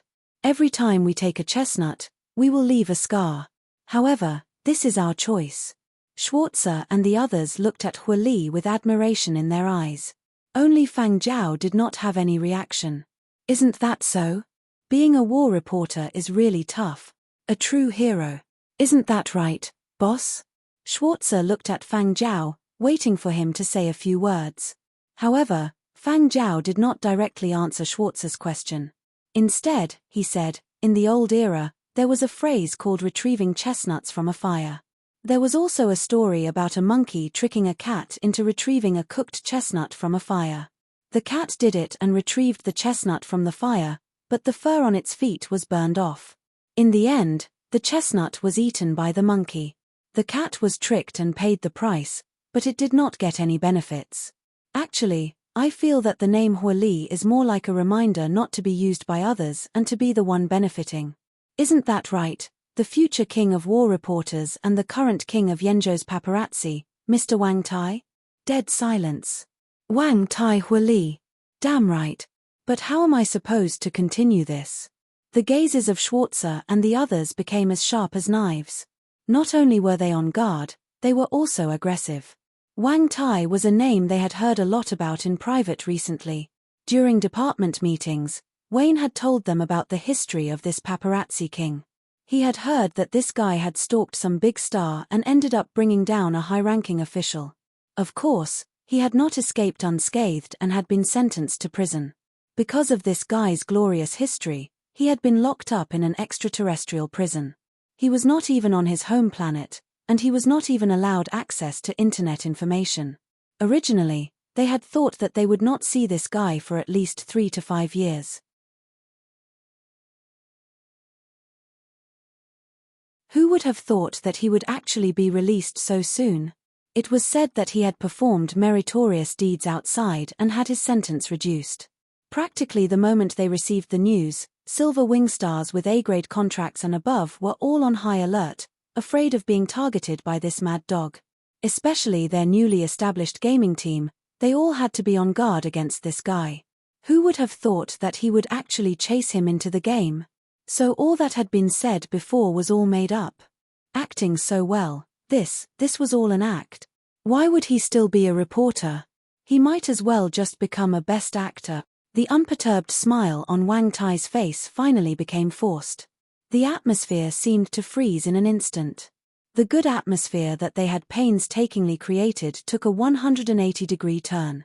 The 15 people standing in front of Wang Tai, 15 pairs of eyes, were like 15 guns already pointed at his head, ready to take his life at any time. They simply had no intention of listening to his explanation. The current Yangju paparazzi king had not even had the time to let loose after being released from prison. He had just gotten close to his first mission when he had been caught on the spot. You're tuning in to the Dreamy Chapters YouTube channel. We're so grateful for your support, and don't forget to subscribe to join us on this incredible journey through captivating stories. Your generosity through donations truly makes a world of difference, as it's the primary source of revenue that allows me to expand and enhance this channel for you. Thank you from the bottom of my heart for being a part of this adventure.